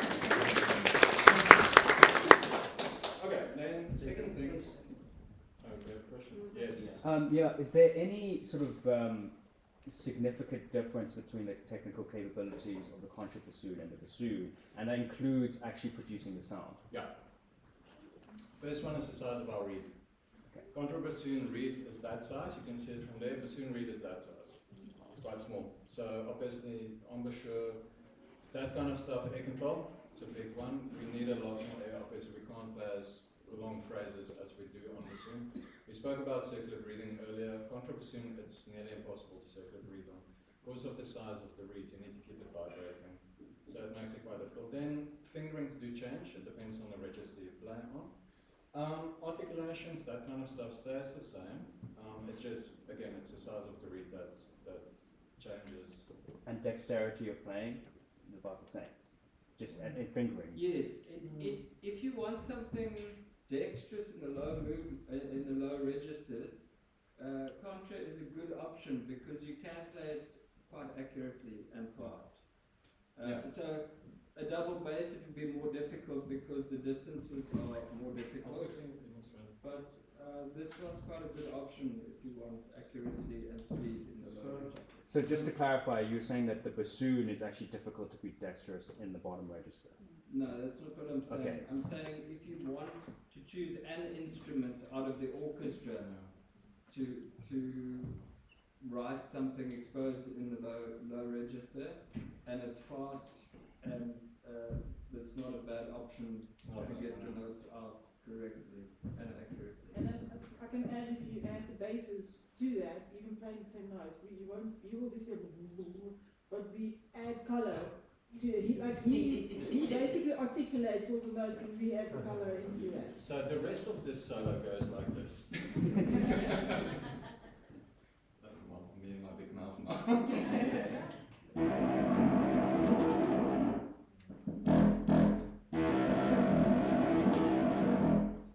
Okay, so you can play fast and low register. I know it sounds like a tracker down, but to the distinguished ear. Okay, so that's the contrabassoon. It's a fantastic instrument. It's been used quite a lot in modern music, new compositions. People are going out and they experiment and they do all kinds of lovely stuff to it and some weird stuff as well. But, okay, my little bit of advice for today. There was a lot of questions about multiphonics and multitones and stuff like that. Luckily enough, and this is not to blow my own horn, I did a doctorate in it. So if you want fingerings for bassoon, go look for it. It's at Picky's library. There's over 200 fingerings. There's a whole book of fingerings for it. My advice on that point is, if you want to do that kind of stuff, work with someone who can do it. As easy as that. If you want to work with a musician, speak to the musician and hear what the options are. It's the easiest way of sorting any of this stuff out. Okay. An orchestral setup, yeah, you do get that kind of stuff. And normally what happens is a composer will either write the idea of what he wants, what multitonic or microtone pitches they're looking for, and then supply the player with a fingering. Okay. There is a lot of resources online for fingerings. If you do the effort and you go look for something, there's a lot of stuff that also give you that different kinds of pitches. It is in modern music, it does appear in modern orchestral compositions. The main thing I actually wanted to talk today about, and it hasn't been mentioned quite often. In woodwind we have techniques and we have articulations. We have multiple articulation style capabilities. Okay? If you write a staccato, the nice thing about a staccato is it gives weight to a note. We all know that a staccato bounces. It's not a slap. That's, what do we call that? Secco. Okay? Short. Dry. The problem is with people that don't have the right technique, that level staccato secco. You need to put out what you want in the compositions. Old school compositions didn't have that kind of stuff. Old publications, people put their own articulations in, all that kind of stuff. So if you want to write for woodwinds, do your homework of what our capabilities are. I'm not a composer, unfortunately not. I take my hat off to you guys. I wish I could compose. And the rest of the section are the people that play your compositions. So you need to tell us what to do. Being professional musicians, we can basically almost do everything that you write for us. Okay? But you need to be very distinctive with what you want, especially in modern compositions. If you want to go back to standard classical kind of writing, please sometimes do. It's nice to play that kind of stuff in a modern setup. To play something that pulls the heartstrings, it's also quite nice.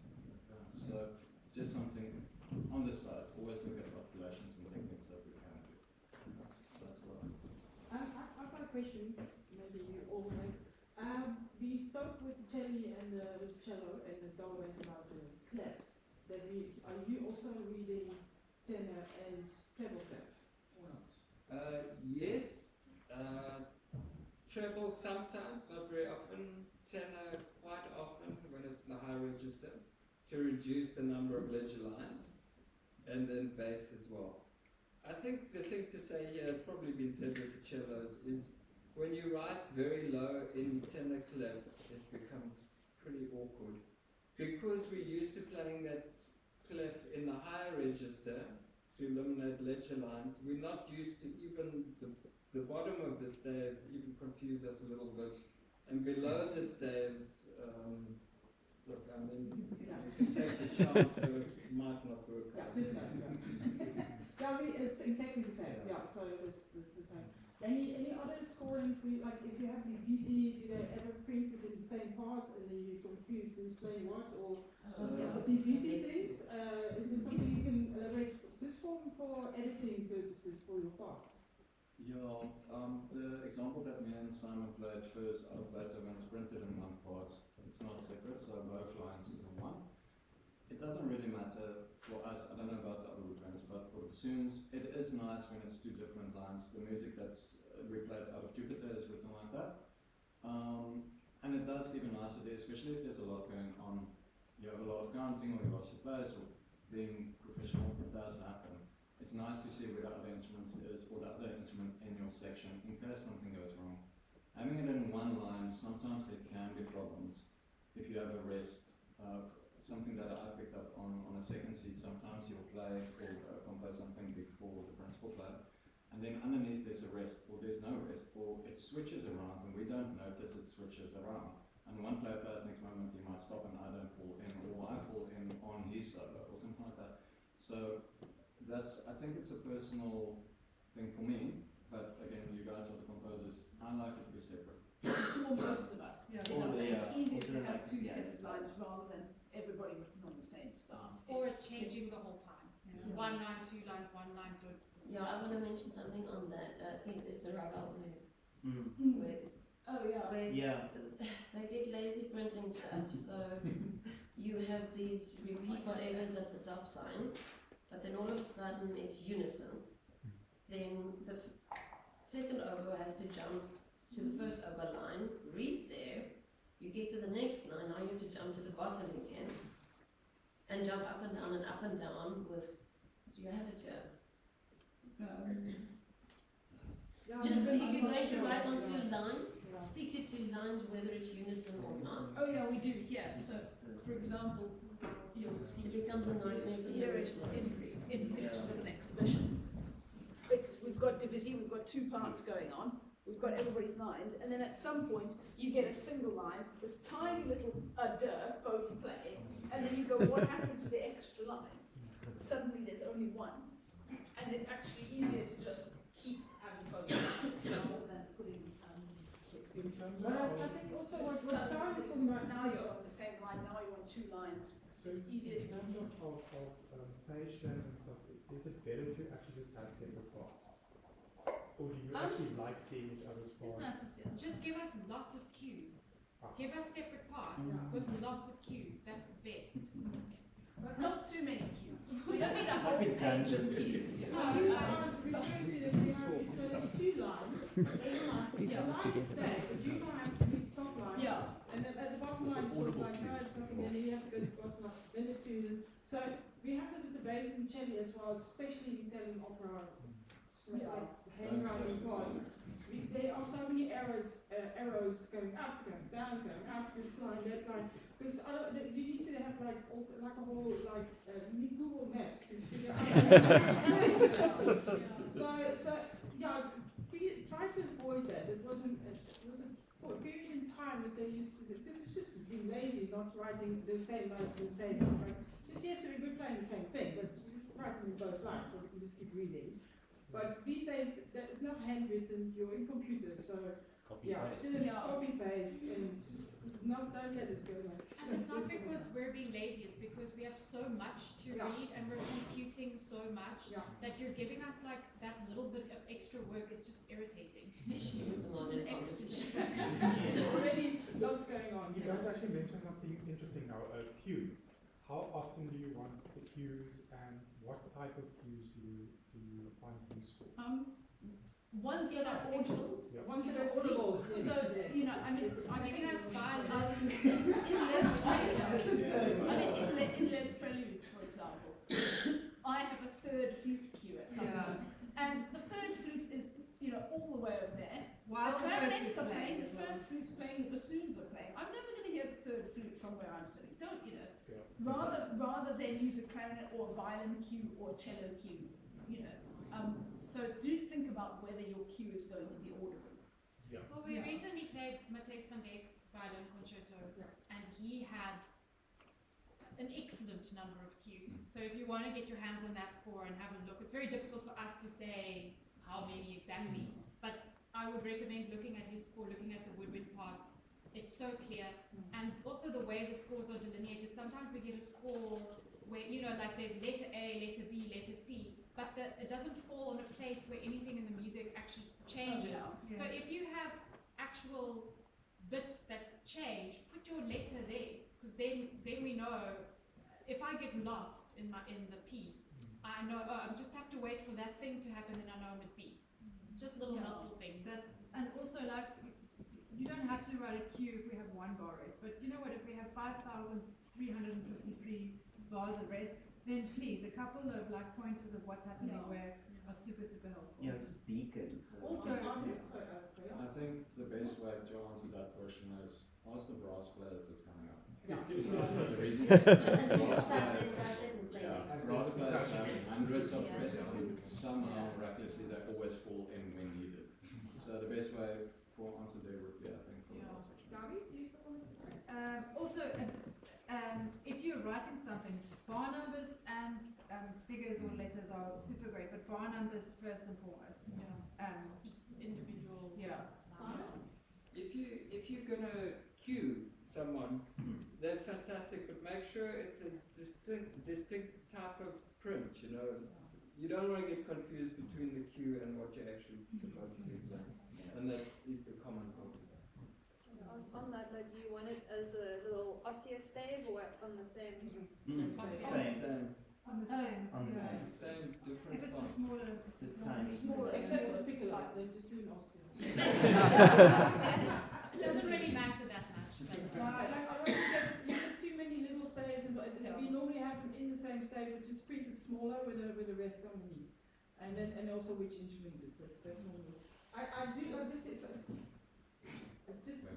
I'm just going to promote Matthijs a little bit because his editing of his scores is really good. So if you can get a hand on Matthijs's parts, that is a really good way of seeing what we could leave and not. Please. we were talking earlier about breathing. I just want to underline that we use a lot more breath for a lot less than all of the others. Yes, we can breathe quicker, so that's our little saving grace. But if you want us to play expressively, really expressive lines, I can probably hold a note quietly without any expression for maybe like 30 seconds if that's like I'm working really hard, and that's not such a long time. As soon as I add expression, loud and soft, it dramatically reduces. So be careful when you write for flute solos. Always give us some way to snatch a little breath. Okay, we're almost at it. So we do a couple more questions.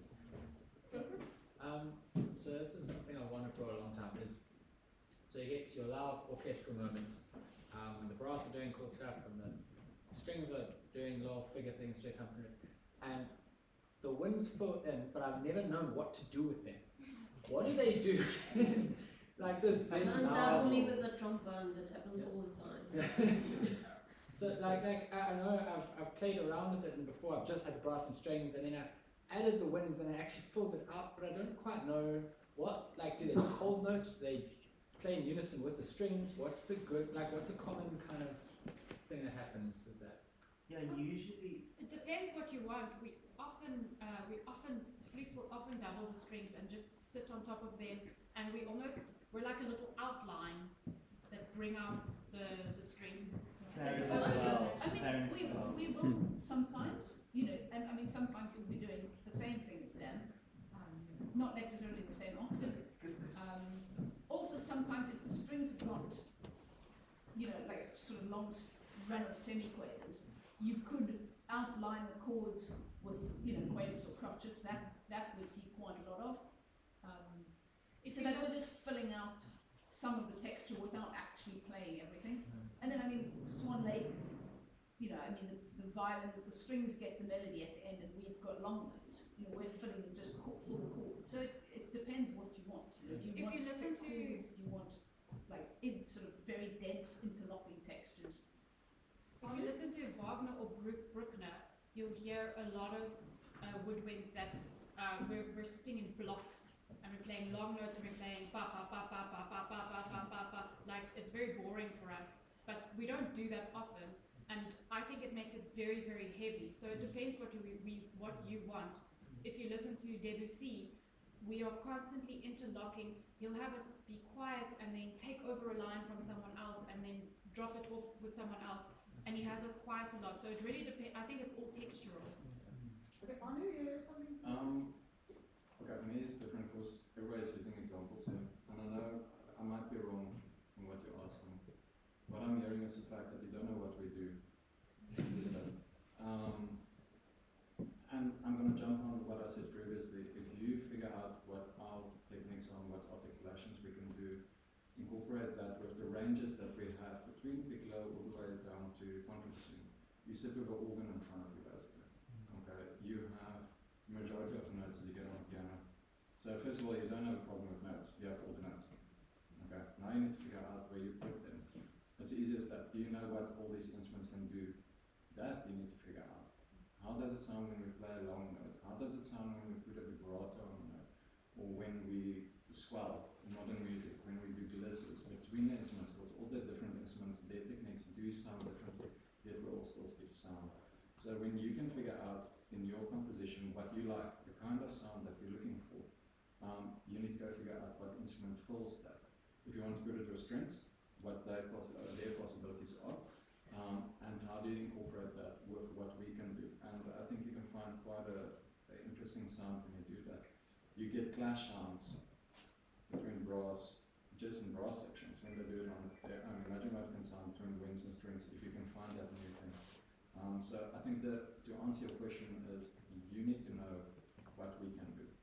Okay, and if you can do that, I think you can find an idea of what you're looking for. If I can give you two books to look at, it's the Rimsky-Korsakov orchestration manual. Especially the ranges section will give you exactly what color you can expect for each section of the range. And then, actually three books. The Adler has sections where it will actually tell you this combination with this will do this, like the clarinet and strings will give you a brighter sound, or this and that will give you that. And then the last book is the Gardner Reed's orchestral combinations. is a fantastic source which will also show you in the red. This is what oboe and flute sound like in octaves, and the other octave around it. So you can actually hear all those things. Okay. I'm really sorry. It's 1 o'clock. Let's go quickly. You can see Ruben's have a lot to say. and what I love about my colleagues is that they also, particular to their instrument with the characteristics of their personality, the brightness of the bassoons there, and the chippiness, positive chippiness of the flutes, and everything in between. So I think if you guys don't mind being 5 minutes, if there's any more questions, because I think there's still more questions, then you can just attack them now. She has to go. Okay. Call me, or send me text message. Also, these musicians Email. via the office, they're available to you. And again, you hear same thing as we said. Give us a call if you have any doubts of what you're writing. Okay. Have a nice lunch, everybody, and I'll see you very soon. No register, fast articulation for flutes, no good.